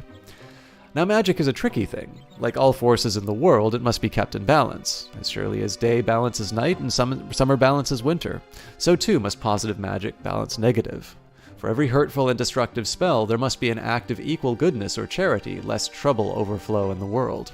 For every black wizard, there must be a white. For every spell of combat, destruction, there must be healing. Know ye this, if all who practice magic cast naught but healing or protective spells, dark and horrible forces would build up until chaos and ruin would burst forth and rain our doom upon us. Thus may spells of healing be broken by harm, and the worst of spells be broken by charity. Knowing this, Loziard planned his act of vengeance. To permanently rid himself of Ainlea, short of killing her outright, he must devise a spell so cunning that no act of kindness would ever break it. He was pulling lice out of his long beard one late evening when he burst into laughter. He would make her into something disgusting. "I will make her into a frog," he laughed, and then frowned. No, that had been done. People might expect it and go around like mindless idiots seeking frogs, hoping to earn a king's ransom. And then a brilliant plan occurred to him. "I will make her into a bug, an insect, a worm." He almost choked on his wine. "Oh, how perfect! I will make her into something so truly loathsome that she will spend the rest of her little bug life in terror of being squashed by the first person who sees her." He squealed, and his rings jangled into his fat jiggled as he snorted wine out of his nose in laughter. Oh, how absolutely delicious! And that is exactly what he did. While King Caladan and his subjects scratched their heads in puzzlement, nobody saw a small, fat, white tree grub plop the cobblestones beneath the main balcony and immediately curl up, glistening and quivering. Chapter 3. Ainlea was terrified. What had happened? Well, she had seen enough of Loziard's magic to know what had happened. But why? Why would he do this to her? She didn't have long to ponder the question. A huge black hound, hundreds of times her size, ran to the cobblestone where she lay and almost gobbled her up with one slurp of his tongue. From somewhere she found the wherewithal to roll out of his way and into the crevice between the stones. His huge slurpy tongue followed her, drooling and panting great hurricanes of hot, awful breath down at her. But just as his tongue was about to lick her into his waiting stomach, the hound's owner yanked his massive chain and pulled the beast toward home. It is true that Ainlea, in her life as a human, was self-indulgent and not inclined to effort or resource, but that was merely because she had no need of either. In the following days she had cause to discover plenty of both within her. After the incident with the hound, she knew that she must go far away from people and dogs, and she knew what kinds of creatures dined on grubs too. She kept out of sight under leaves and in places where grubs would not likely be sought. Even so, Ainlea's days were filled with terror and adventure. There were circling hawks by day and owls by night. A bear tearing at a rotting tree trunk gobbled grubs indistinguishable from Ainlea by the hundreds as she watched in horror from behind a nearby rock. The smallest stream was now an enormous gushing torrent, to be crossed in a nutshell under the greatest of peril. Ainlea passed these tests along with many others, and she passed them well. It was on her 10th such day that a clumsy boot kicked aside the piece of bark under which she had sought shelter from the sun. Blinded by the sudden light, she heard an exclamation from high above. Then, before she could react, 2 fingers dropped from the sky and plucked her up and deposited her firmly into a huge fist. 10 days ago, Ainlea would have been paralyzed with terror, but that was 10 days ago. Her mind raced. Who is this clumsy idiot anyway, she thought, and what on earth does he want with a tree grub? At least he didn't squash me on the spot. That's encouraging, isn't it? So he must be here to rescue me. She wriggled and squirmed in his fist until she could see his face high above her between his 2 fingers. Ugh, a beard. If I'm going to be rescued, why can't it be by a fine young prince? But then it occurred to her that she was speaking, could have survived. Then it occurred to her that she was speaking. Could she have survived these past 10 days?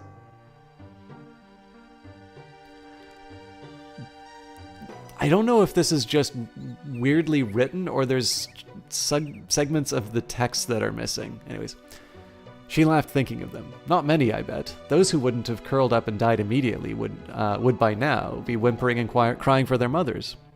She looked at Kieran again. Well, maybe he would look better if he wasn't if I wasn't looking straight up his nostrils. Ouch, why isn't he more careful with me? And then it occurred to Ainlea that if this oaf was truly rescuing her, he probably would have said something to her. Uh-oh. Ainlea's heart raced and she started wriggling furiously, imagining the worst of all possible deaths. He must be going fishing. Ainlea couldn't do much in her current state, but she could spit, and spit she did, in quantities unimaginable for so small of a grub. She spit and spit and spit until her tiny grub mouth was too dry to spit another drop. She felt Kieran's hand squirming and thought, it's working. Kieran was fair disgusted. 'Twas bad enough that he had to touch the slimy thing, but now it was oozing something and becoming truly revolting. Finally, just before he reached the robin's oak, he could take it no longer. He stopped and examined the creature in his hand, white and plump and glistening. It was in truth a repellent creature, and yet the poor thing was obviously terrified. It gazed up at him with what he imagined to be minuscule grub eyes. Pleading. Kieran thought of the caterpillar and the earthworm, and his heart gave in.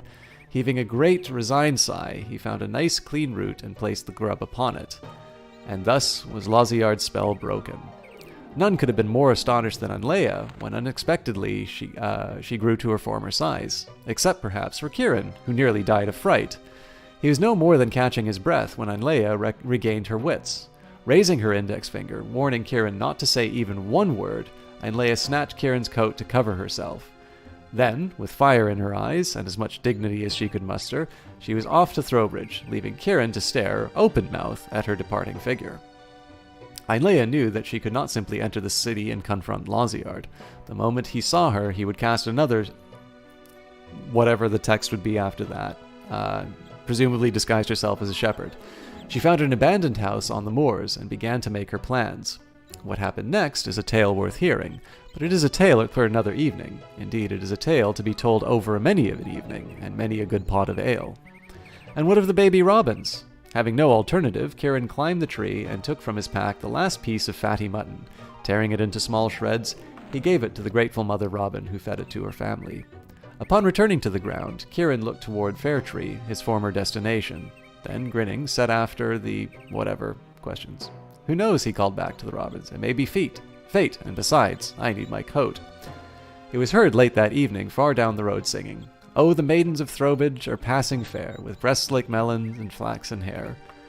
That was actually a very entertaining story, and utterly ruined by the fact that I couldn't actually do all of it.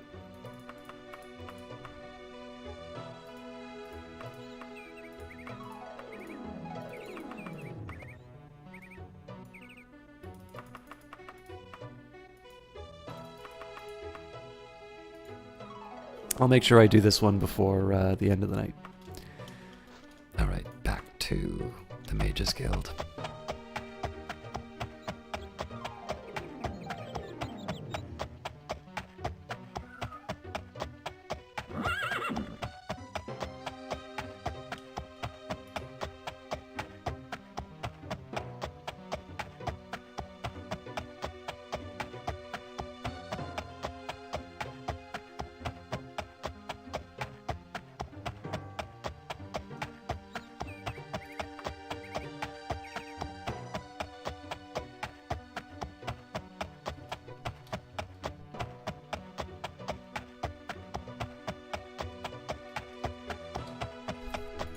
I'm actually going to do a small adjustment to my inventory as well.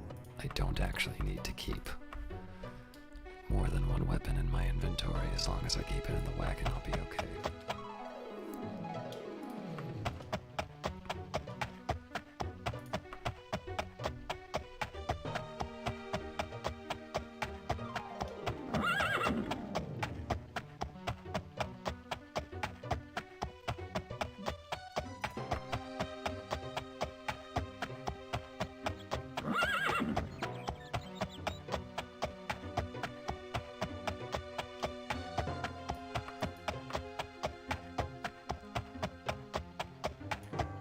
Ugh.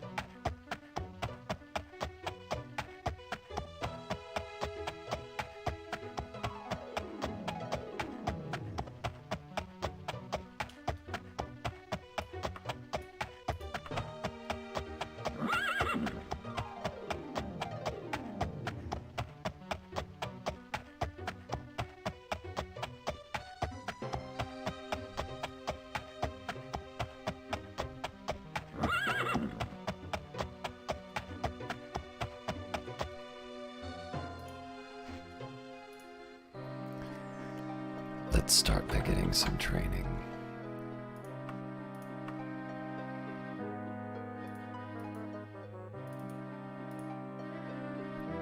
I actually kept so much gold thinking that I would need more. We need you to get a rare ingredient that is hidden away in a nearby dungeon. Jesus Christ, no. Doubtless you have heard of the crazed wizard Uthster Masterheart. Given the enormous power that he has at his command, King Gothrid has been delaying any offensive move against Ulster Meisterheart. But that strategy is at an end. The king has asked us to send someone to destroy the psychopathic mage in return for a magic longshirt. Would you do that for us? Why not? Excellent. I knew that you would not let us down, Caius. Now then, Ulster Masterheart is in his laboratory, the ruins of... Oh, another dungeon. For at most 12 days before moving to a new location. The king wants word that the mage is dead in 12 days, so do not tarry after doing the deed. I will see you in 12 days. Thank you and good luck.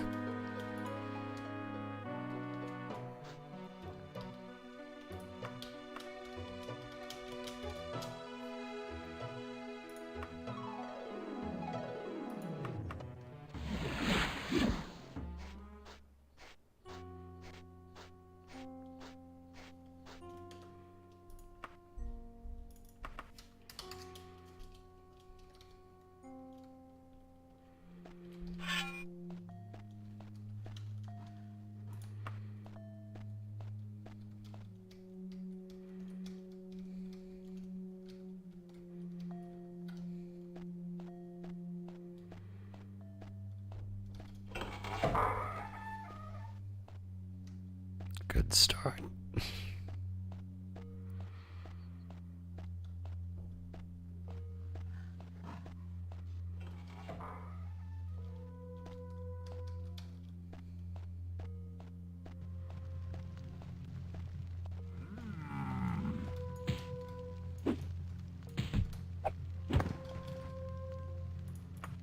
I don't think I want a giant's loincloth. I mean, I could use one, but...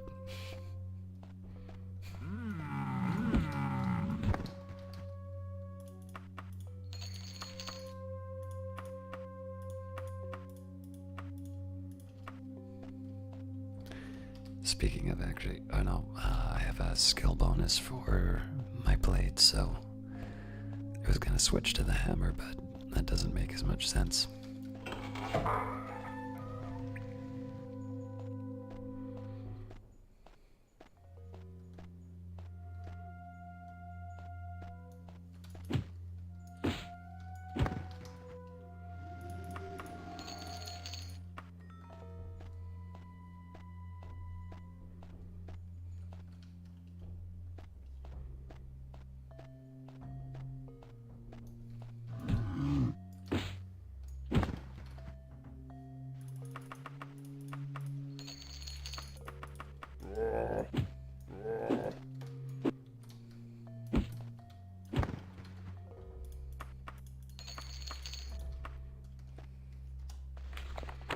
Just gonna queue up the heal.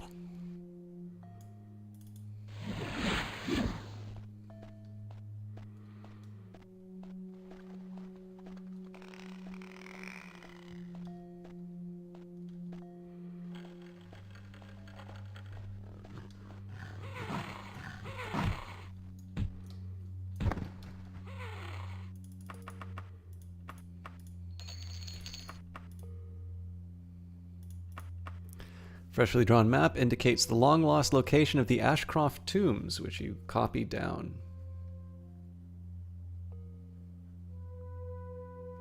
It'd be really exciting to visit some of these locations if I didn't have such time pressure.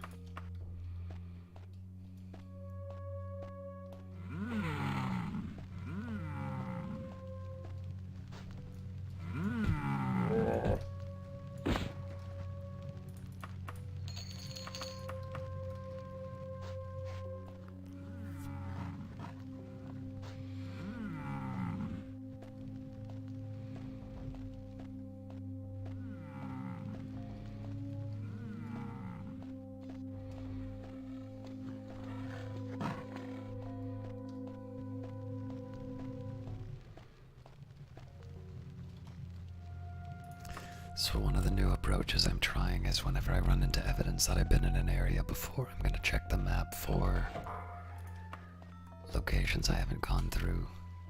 And that's going to be the new pattern I use to try and cover as much of the dungeon without wasting time in the map.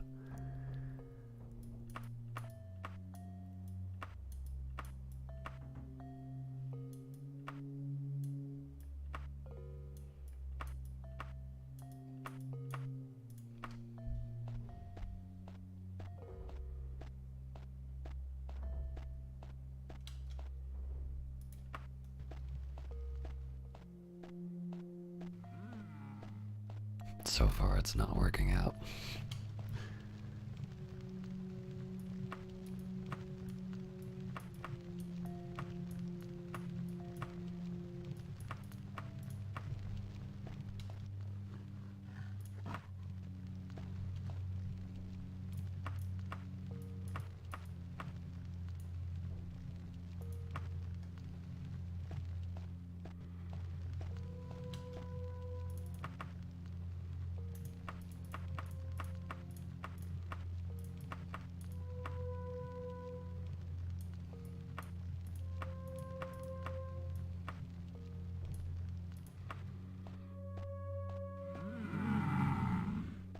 I just played around with that a little bit to try and get the orientation back.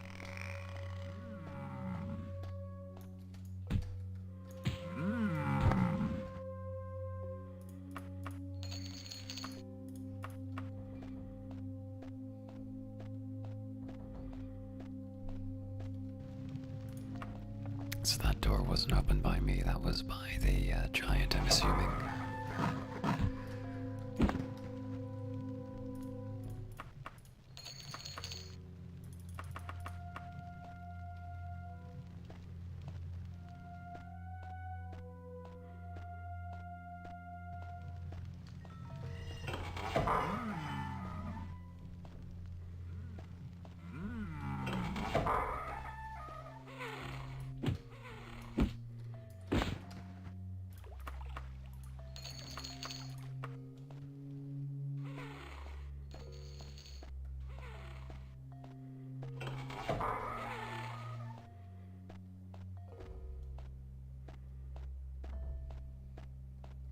Well, something opened the door.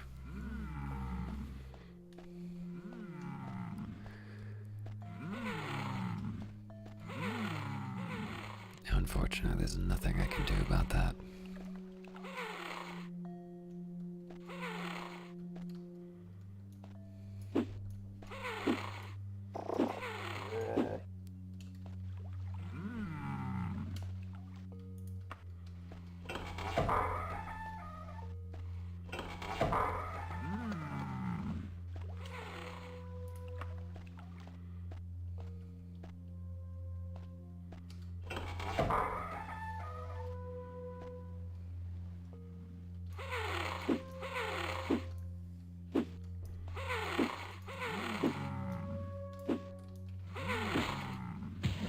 Oh my god, not this nonsense again.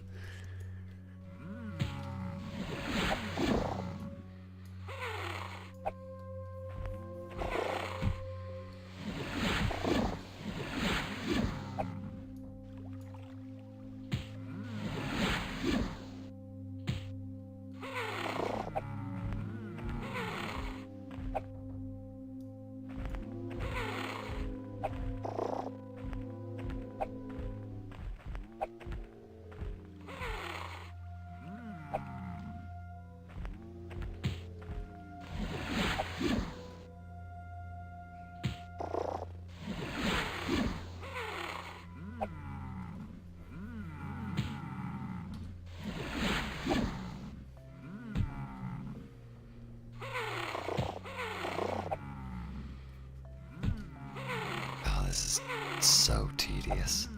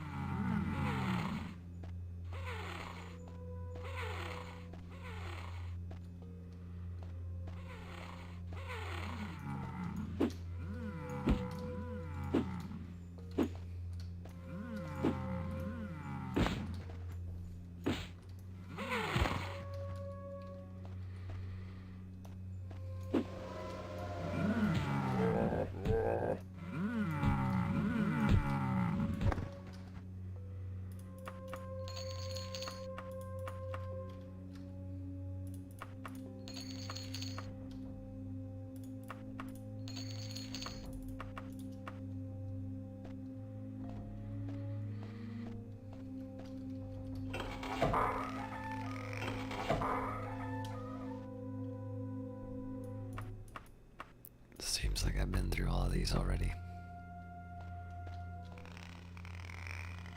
No, that's not entirely true. I should probably check this.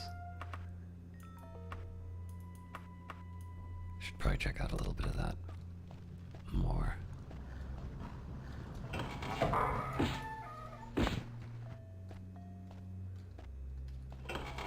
Also so I don't have to experience that joy again.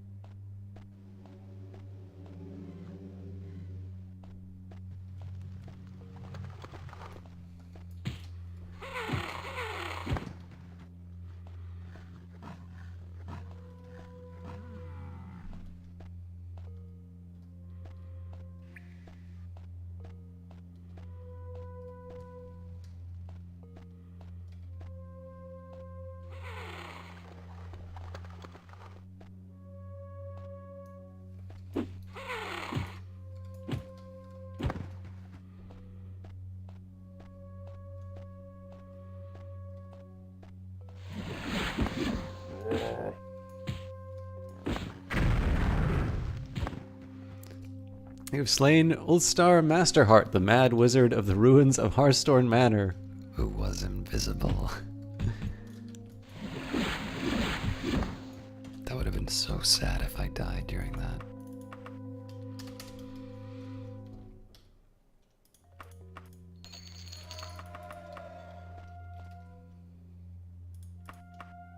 Hello.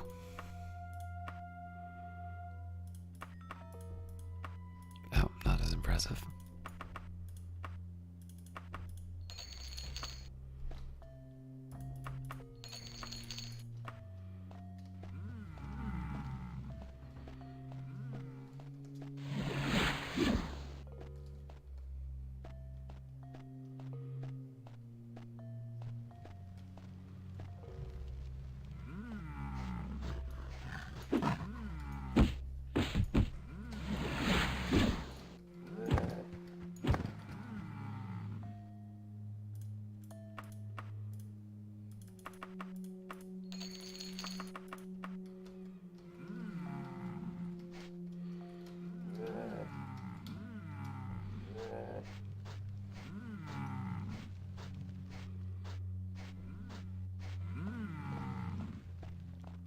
So don't want to waste too much time in sort of the mazy hallways, but if I can get a little bit of extra income, I won't turn down the opportunity. We are ahead of where we were when we started the quest. That shouldn't be surprising. I think we only spent about 800 on training anyway.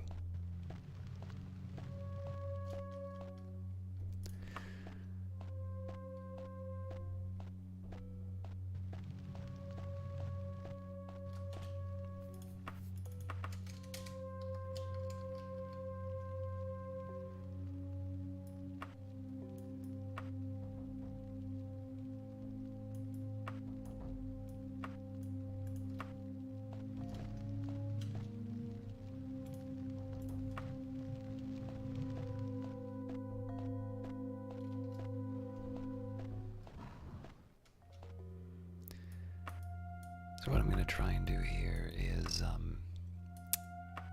get back to these regions, because I don't remember exactly where the entrance was, but it seems reasonably close to that little mazy bit.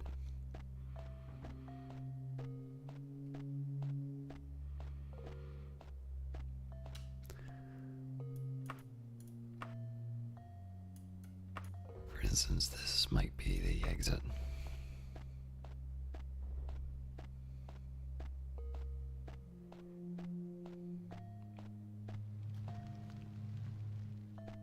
Never mind.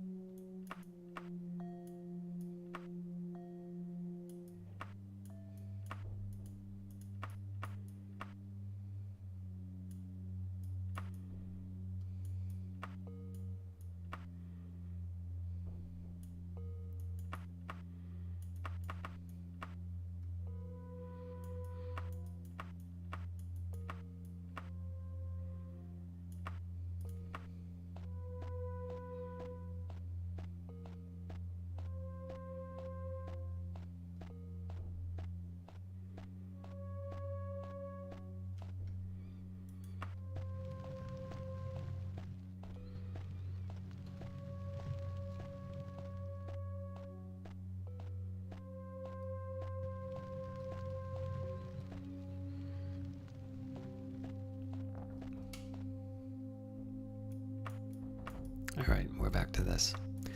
In the interest of getting this thing moving, I am going to... invoke my privileges of cheating.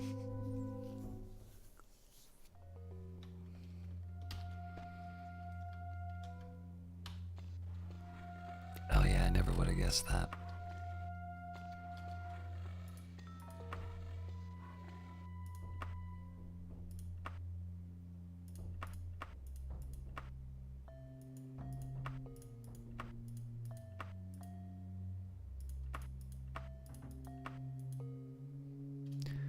Just want to make sure that adamantium, I don't think that's better than mithril, but probably doesn't hurt to double check.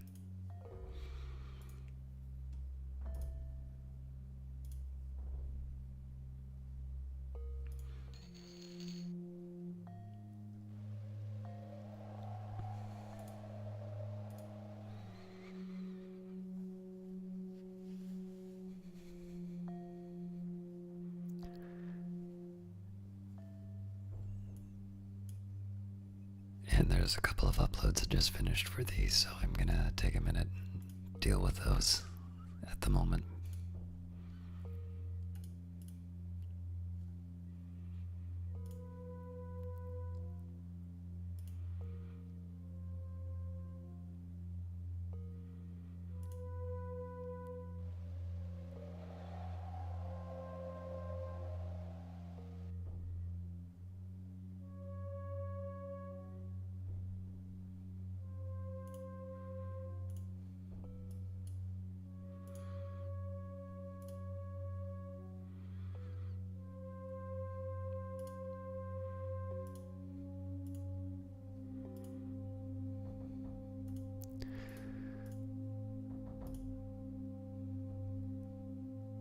Hello, and welcome. Sorry about that.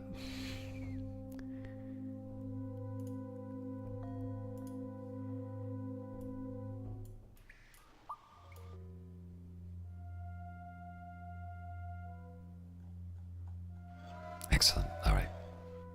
All the videos are caught up.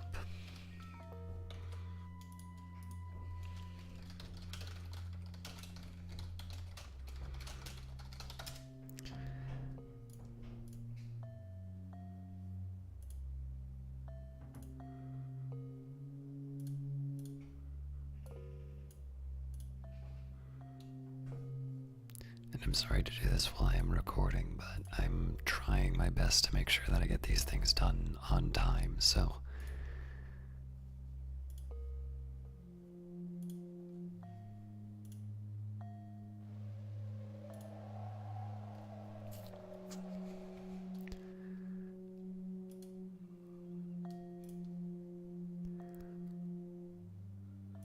So apparently adamantium is better than mithril.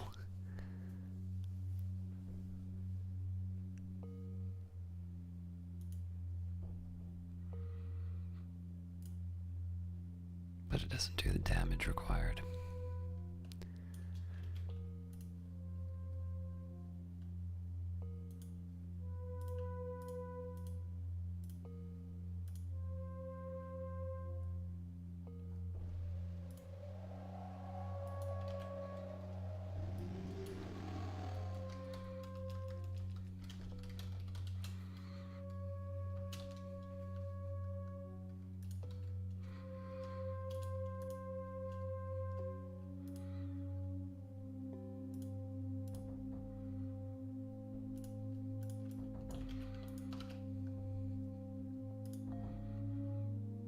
Alright.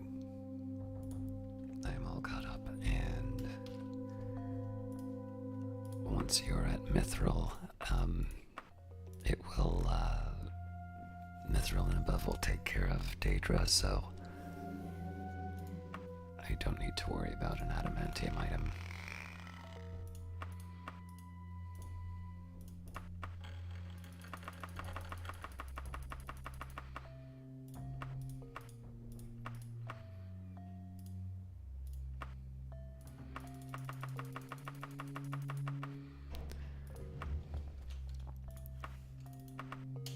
I am slowly recovering backspace.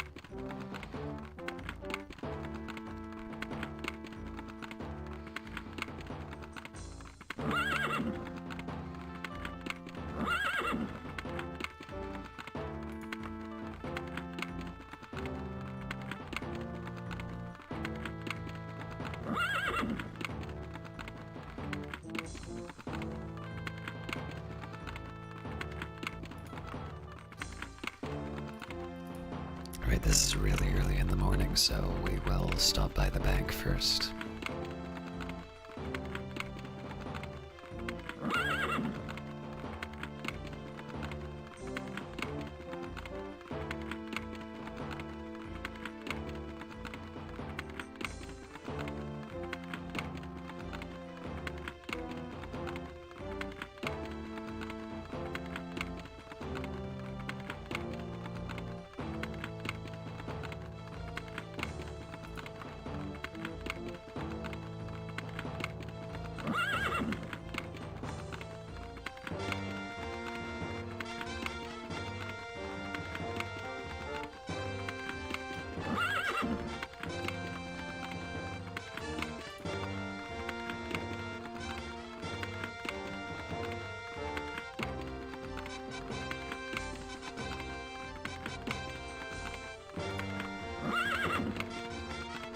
Apparently I'm the finest courier of Tamriel and still don't know directions.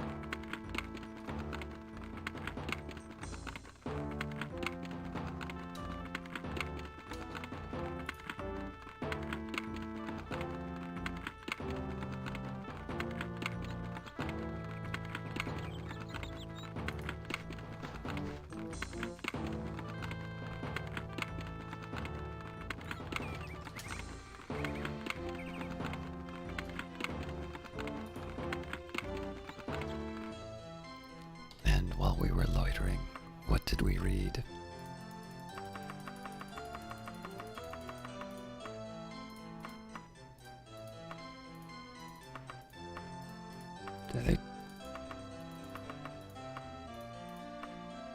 Apparently they changed the order on us. Mara's Tear. Well, children, if you gather around and sit quietly, I'll tell you the story of Mara's Tear and Shandar's Sorrow. Long, long ago, long before your grandmother and I were born, long ago, there were two young children growing up in a village far, far from here. They played together and ran through the woods together, exploring their little world and learning to see things through each other's eyes. This is very different from their parents because Shandar was the son of Malador, who was captured in a war and forced to work as a slave for the village baron. Their village and another needed the land between them to feed the villagers and fought until many of the villagers died. Maldor was wounded in battle and left for dead by his fellows. He was captured and forced to work in the fields as punishment. Shandar was not allowed to play with Mara, but she was very small and the other children didn't like to play with her, so she played with Shandar against her father's command, and they learned that they were really not that different after all. They couldn't understand why their parents hated each other so. Shandar and Mara played together for many years and learned to love each other as they grew up. They knew that they couldn't let their parents know because it was forbidden for them to ever marry, since they were from different villages and the war was still going on. They tried to figure out how they could be happy together, and finally decided that they must run away from their village. They would try and make a new life for themselves in another village far, far away from where they grew up. One night, while planning their escape, they were discovered by the town guards. Shandar tried to fight them. I think we might have read this one before. But they tied him up and dragged him away to the prison inside town. Mara was taken home, and her father was very angry with her and told her that she could not leave their home again. He went to the house of another farmer and asked if their son could marry Mara so she could never see Shandar again. The marriage was planned for the next week. Shandar, meanwhile, was to be killed for daring to be with Mara. He was beaten and placed in a stockade. And then they were to hang him the next day. When Mara found out that Shandar was to be killed, she knew that she could never live without him, and climbed out her window and ran into the woods, crying and crying. She ran and soon was lost. It was very dark, because back then they did not have any moons in the sky back then to make safe for little boys and girls. Soon she found herself in a part of the woods that she had never been before, and sat down on a rock since she was very tired. Well, the rock was a secret entrance to a cave where a very mean orc lived. When he came back from his hunting, he found Mara curled up asleep on his rock and thought to himself, a tasty little girl. I shall save her for my breakfast. So he grabbed her and took her into his cave, moving the rock back so that she could not escape. She was sure to die and tried to escape, but the evil orc just laughed and laughed at her until finally she gave up. When the villagers found out that Mara had run off, they were worried. No one knew the woods very well, and all were afraid of the evil orc that lived there. Only Shandar was not afraid, and he begged and begged for the Baron to set him free so that he could go and look for Mara. The Baron finally decided to let Shandar go, for no one else was brave enough to go and rescue Mara. So Shandar was set free, and he set off into the woods to go and rescue her. Shandar searched and searched, but could not find poor Mara. Finally, he sat down on a rock to rest for a moment, and as he sat down, he noticed a piece of cloth under the rock. It was a piece from Mara's cloak. He realized that she must be under the rock somehow, and knew that the orc had captured her. He pushed and pushed on the rock, and finally was able to roll it aside. He climbed down to the orc's cave, but it was very dark, and he could not see anything. The evil orc, when he heard the front door moving, hid in the shadows to see what was coming into his home. When he saw that it was just a little man boy, he grinned to himself and thought, "Now I have lunch too." When Shandar came near him, the orc grabbed him and began to squeeze the life out of him. Back in the village, the people soon realized that they were foolish to let a young man go off into the woods by himself. They gathered all their weapons and set off to find the two lost children. When they finally came upon the clearing near the orc's cave, they saw a strange and wondrous sight: a slain orc near the entrance of the cave, and Mara holding the head of poor Shandar in her lap. Shandar had killed the orc, but not before it gave Shandar a mortal wound. Mara's tears flowed freely from her eyes and splashed upon Shandar's face, reflecting the light from the villagers' torches. Shandar was filled with sorrow at the thought that he had saved Mara only to lose her because of his own impending death from the battle with the orc. He cried out to Mara's namesake, the goddess of love, to help them. The goddess Mara recognized their true love and wept at their loss. Not having power over death, she could not do anything to save Shandar, but she knew that she could not let their love die. She reached down from the heavens and picked up Mara and Shandar in her arms and placed them high in the heavens. They could be together always and provide light to the dark night, to others, so that they might be safe from the evils of the world. The villagers were amazed by this sight and vowed to honor the love of Shandar and Mara by learning more about themselves and their neighbors, so that the war that had been going on as long as anyone could remember would end. Shandar's sacrifice for the one he loved showed them that he was worthy of their respect, and that those from the village were just as proud and worthy as themselves. And that's why, children, every night we can see Mara's tear and Shandar's sorrow, spending their lives together high in the heavens, lighting the way for all the little boys and girls like you. Now, I want to read that again. Shandar had killed the orc, but not before it gave Shandar a mortal wound, but this line makes it sound like she's decapitated him.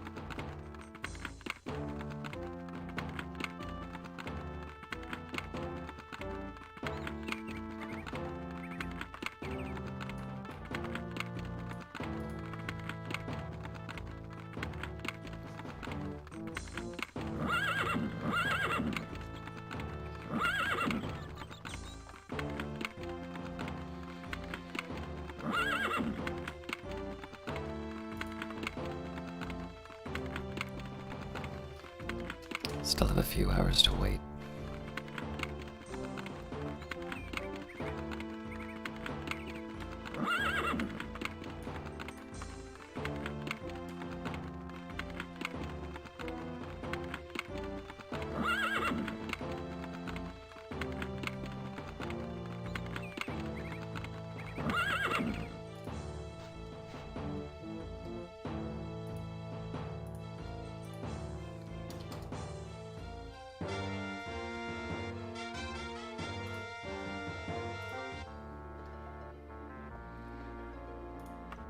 Once again, you astonish me with your skill and efficiency, Caius. An excellent job. The king will be pleased as I am. Here is the long shirt I promised. Enjoy it.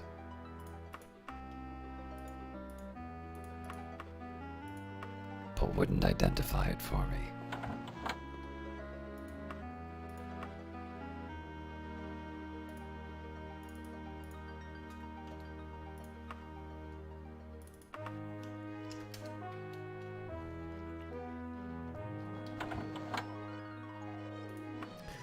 So I'm going to take a quick second here and just make sure that I've got all my identification down.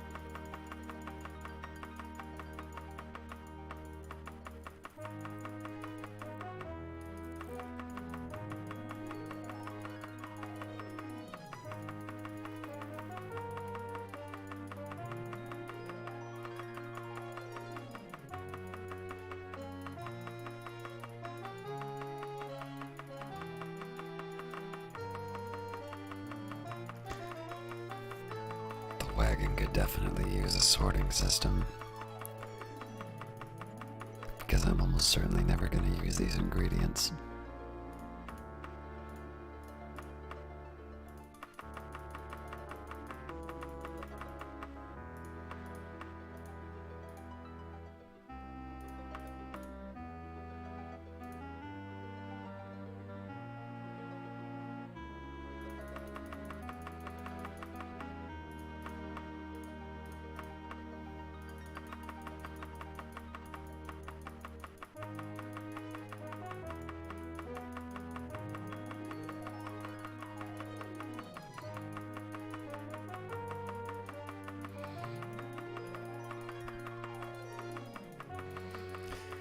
I was figuring with the potions I should either use them or sell them.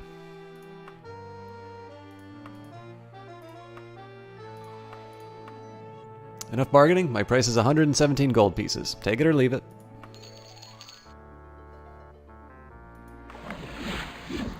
Whoops.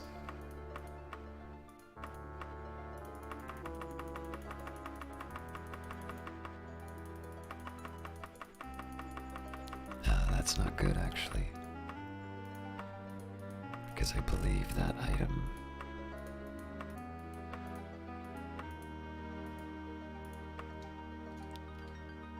Yep. I did not want to lose that item.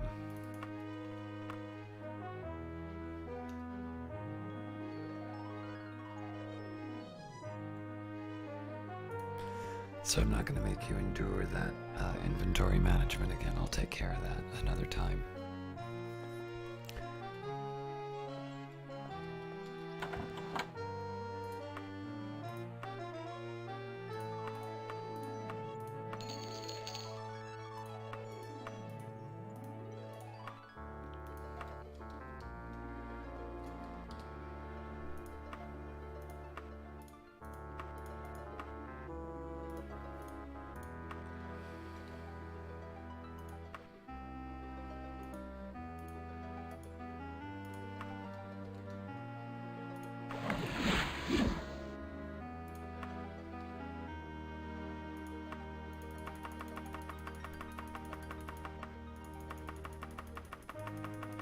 Doesn't make any sense, so apparently my shirt vanishes whenever I equip that.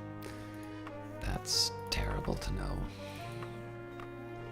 But I will hang on to that knowledge moving forward, and we will identify a third time.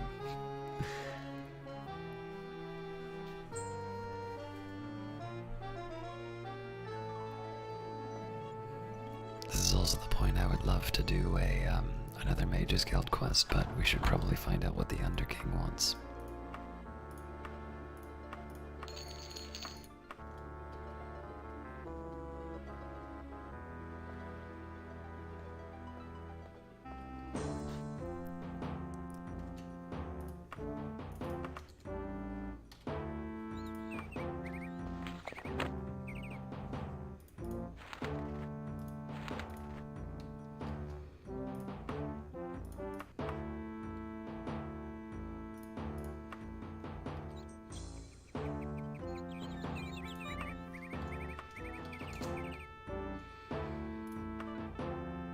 That's a week.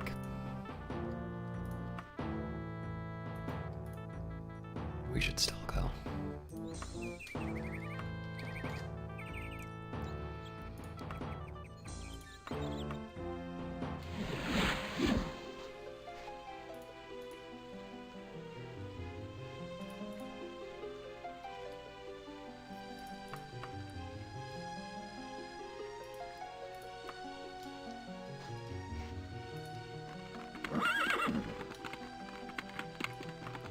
So I suppose if I have to search for the residents, I won't be looking as long.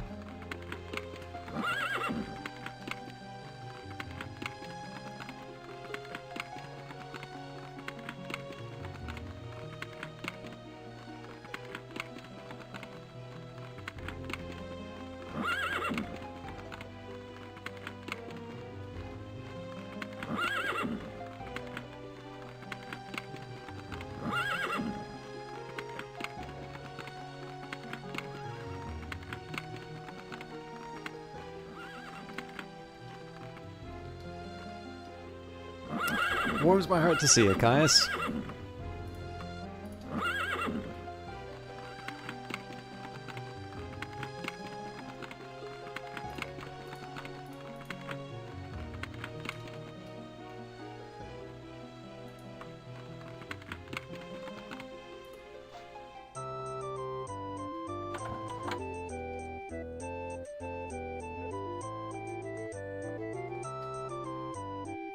Have you seen Gricken to the east?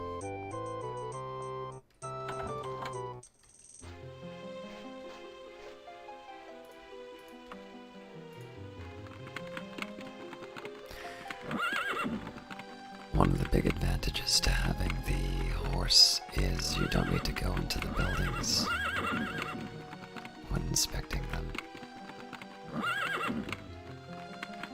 So every time it says you can't go on foot, that's basically a building that I avoided having to walk into.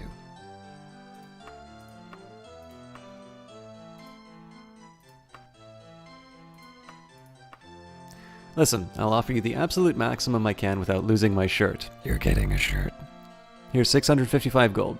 Take it and tell all your friends you cheated me.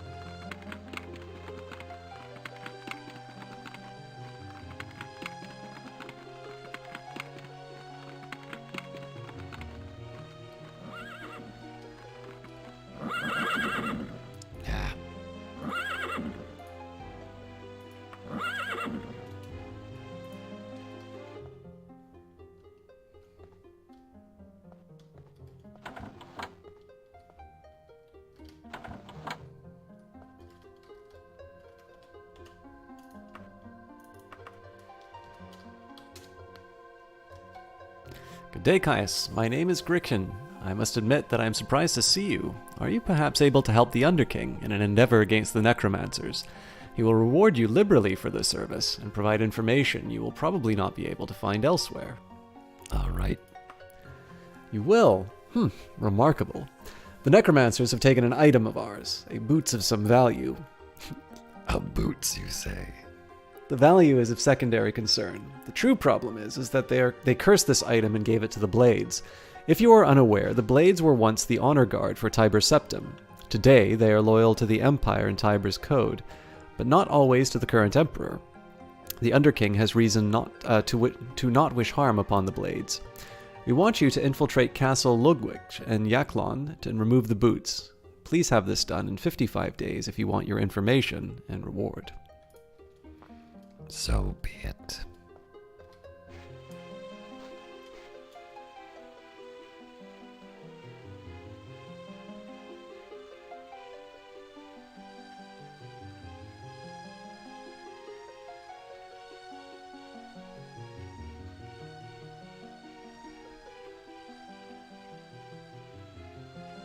Now I get to have the fun of figuring out where that is.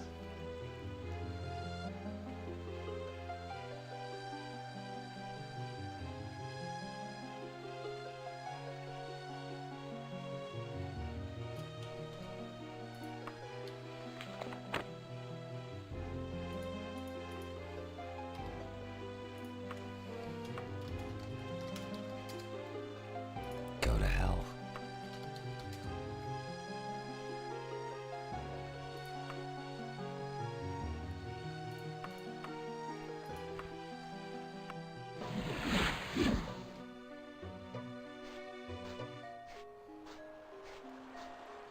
That's a castle, all right.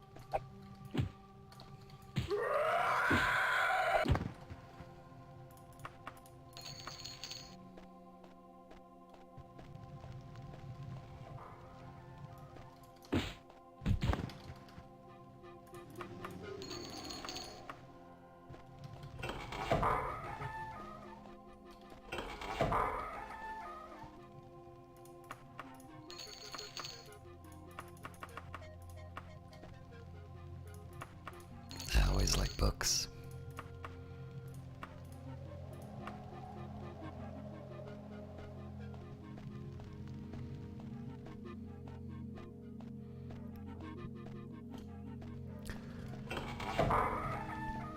I'll admit a dungeon like this is a little bit more interesting because it sort of seems... Some of my complaints about some of these rooms are, they don't really have any reason. For instance, we've had plenty of dungeons where hallways just randomly end. But this layout actually has some, you've got a main hall and whatnot.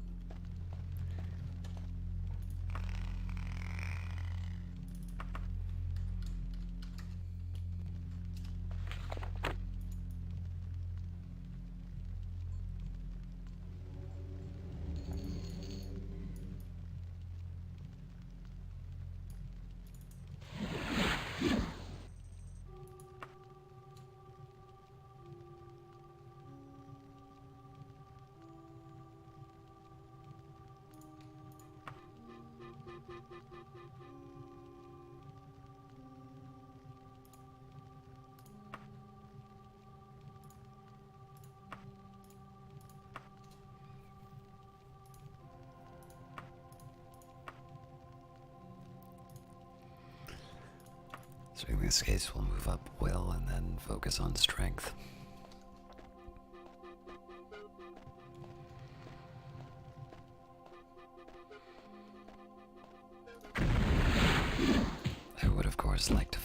Magna Infinium if I can.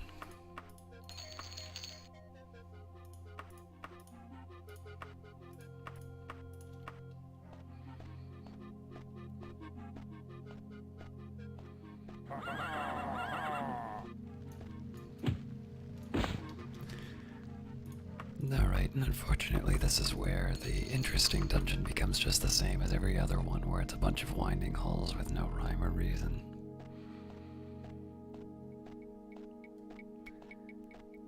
It's almost like they made some interesting parts and then got some program to make everything else.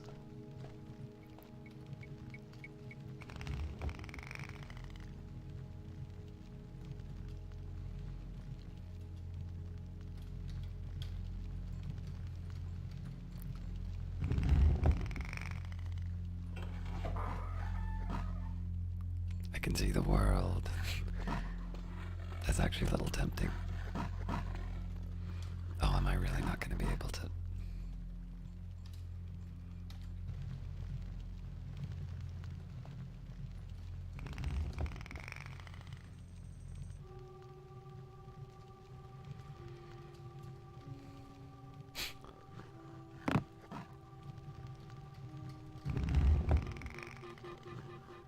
I don't even know potion of levitation anymore.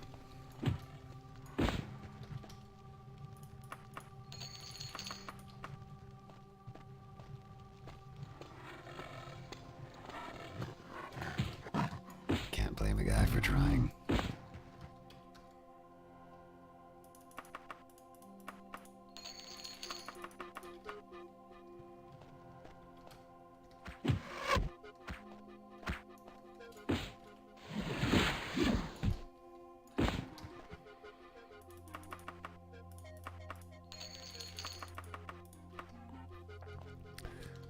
So it turns out this is all meaningless.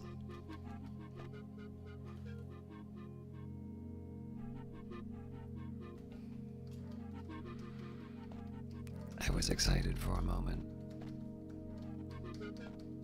I thought that maybe this would be related to a quest, or this would just be something interesting.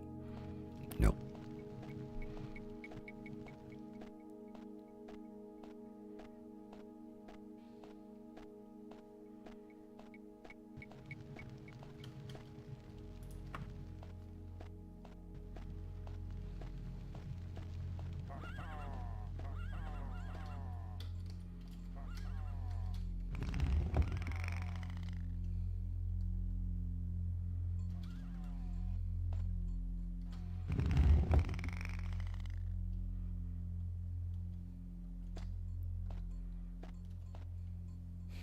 Well, it's gonna force me in this area no matter what.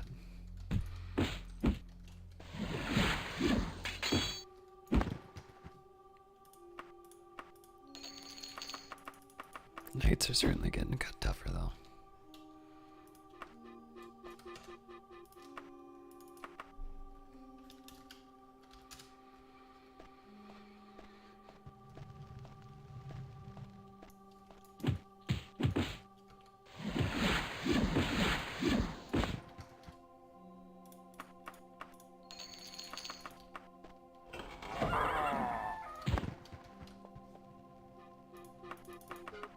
Centaurs less so.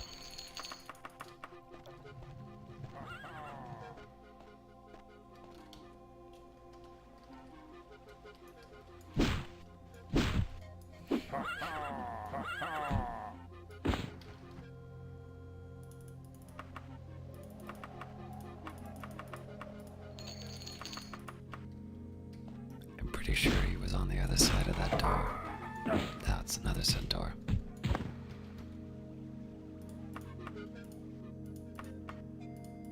Lies.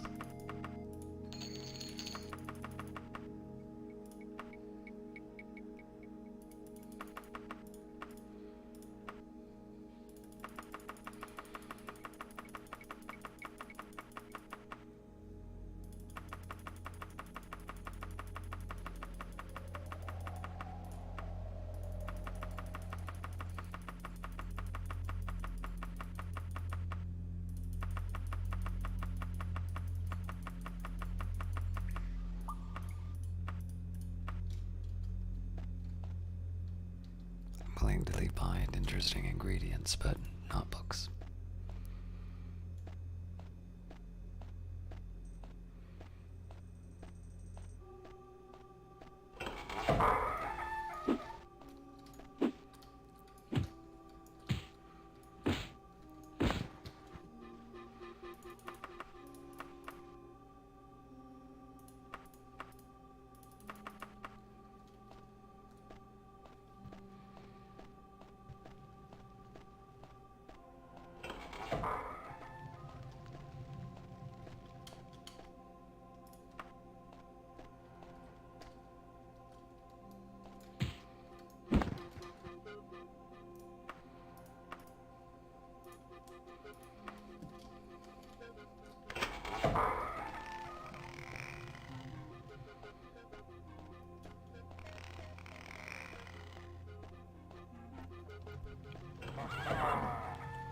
I have a feeling it's gonna tell me I don't have enough weight to be able to pick up the boots.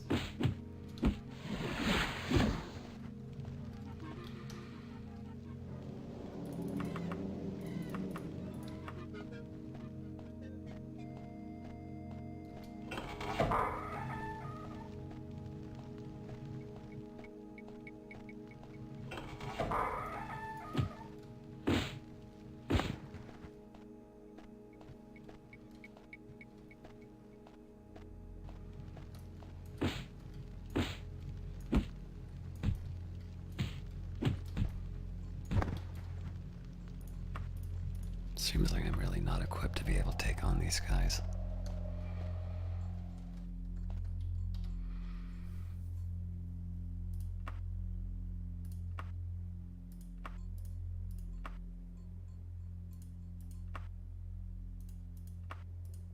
This still does, the Daikatana still does the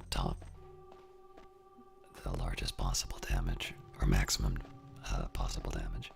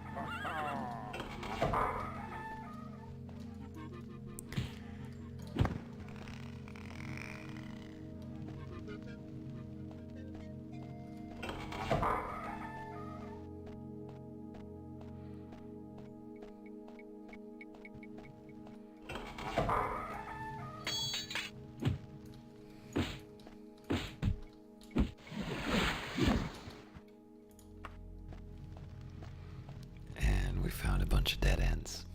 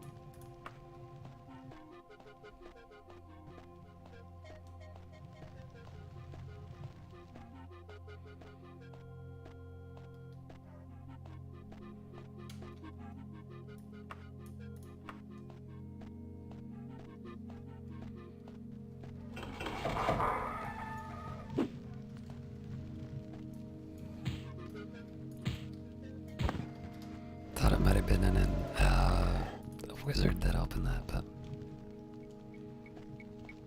my bad.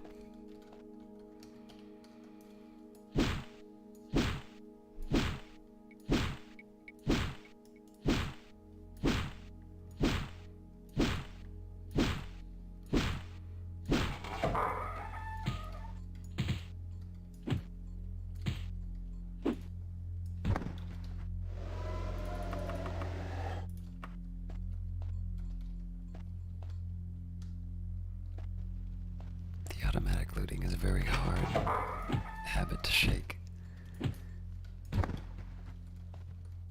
Why was this knight locked in the cupboard?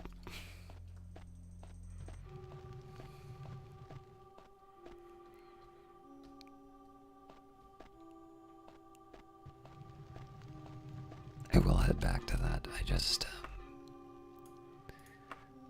I want to see if I can get anything else taken care of in the same color pattern scheme, whatever.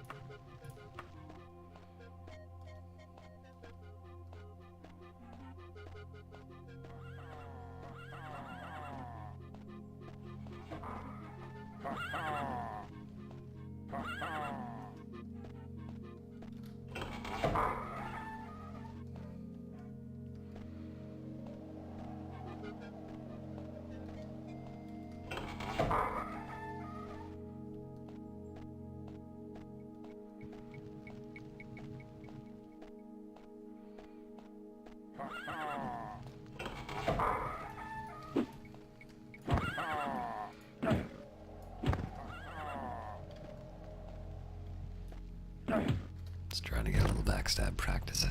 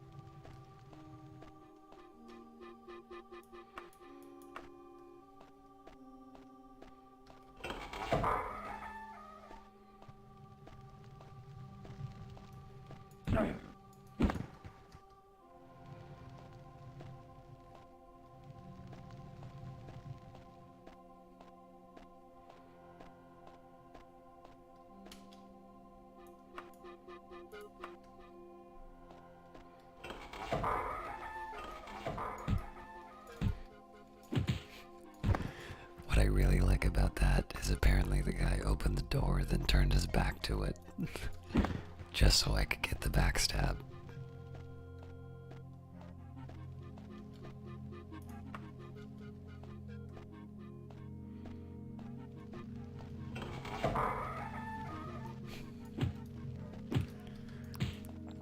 I actually think what's happened is I have invaded a castle of Canadians who are kindly opening the door for me. This is all just one really big misunderstanding.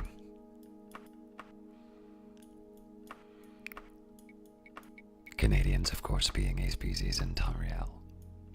Don't let anybody tell you different.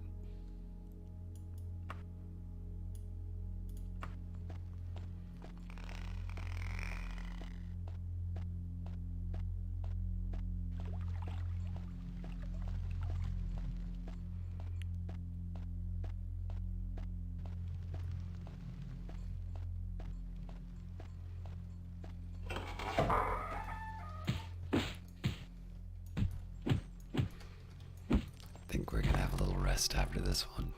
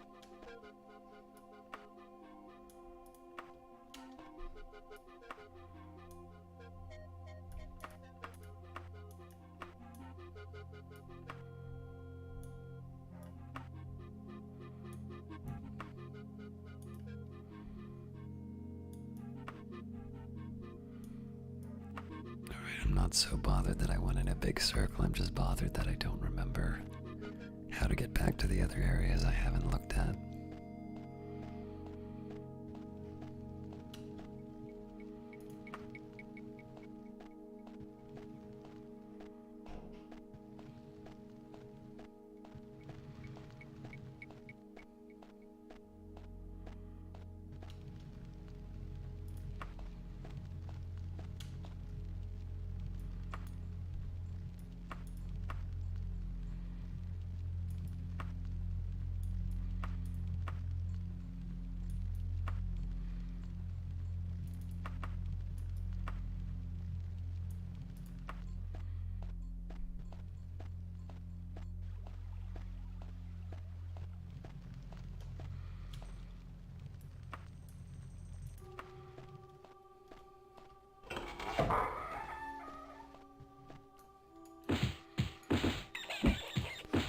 This is probably just because I'm stupid, but I actually really like that the rogues seem to be sneaking up on me.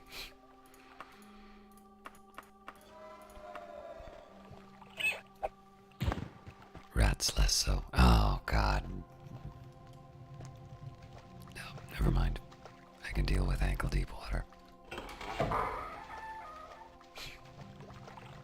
Then suddenly a slaughterfish appears.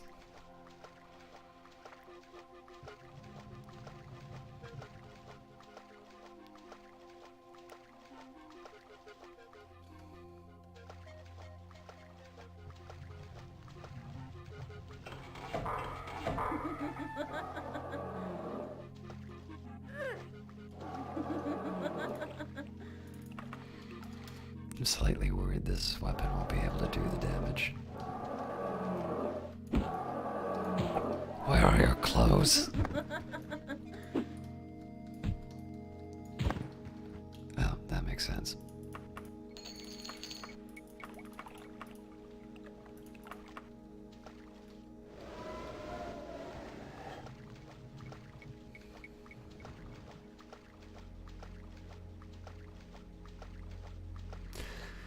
Yeah, so the one big drawback that I have for underwater areas like this, because we ran into that dungeon early on where there was like the objective was underwater, deep underwater no less. It always makes me suspicious of trying to solve it without cheats, because it's entirely possible that you can't actually get to the item without being able to swim.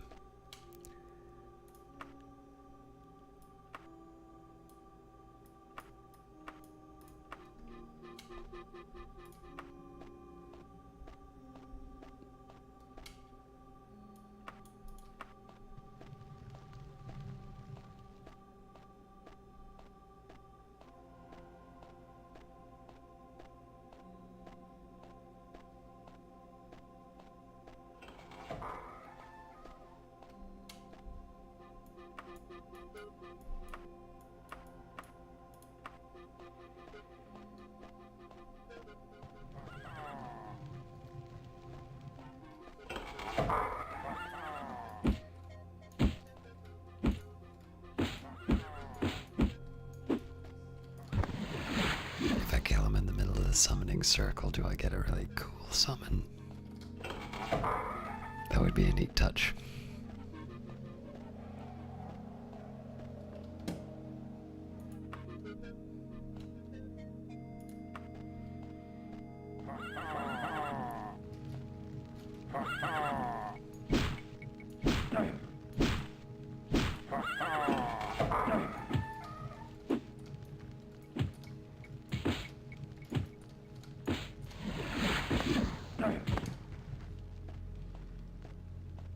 I just want to find some boots.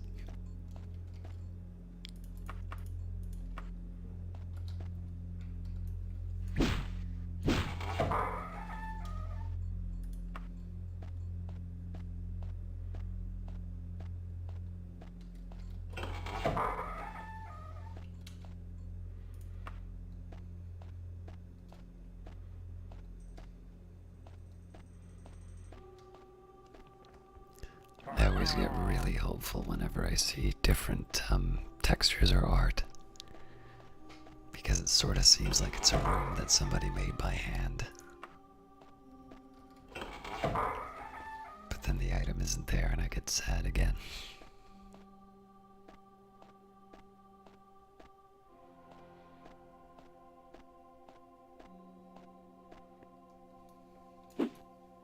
Hey, midget, come on.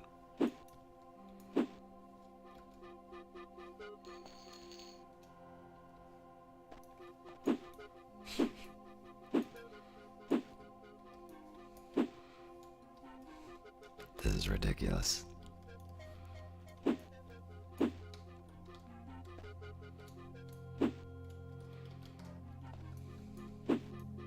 Oh, Jesus Christ. Of course.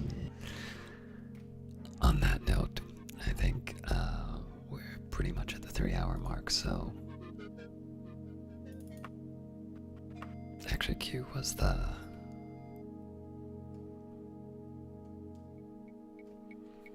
I'll have a fight ahead of me for the start of next stream, but that's fine.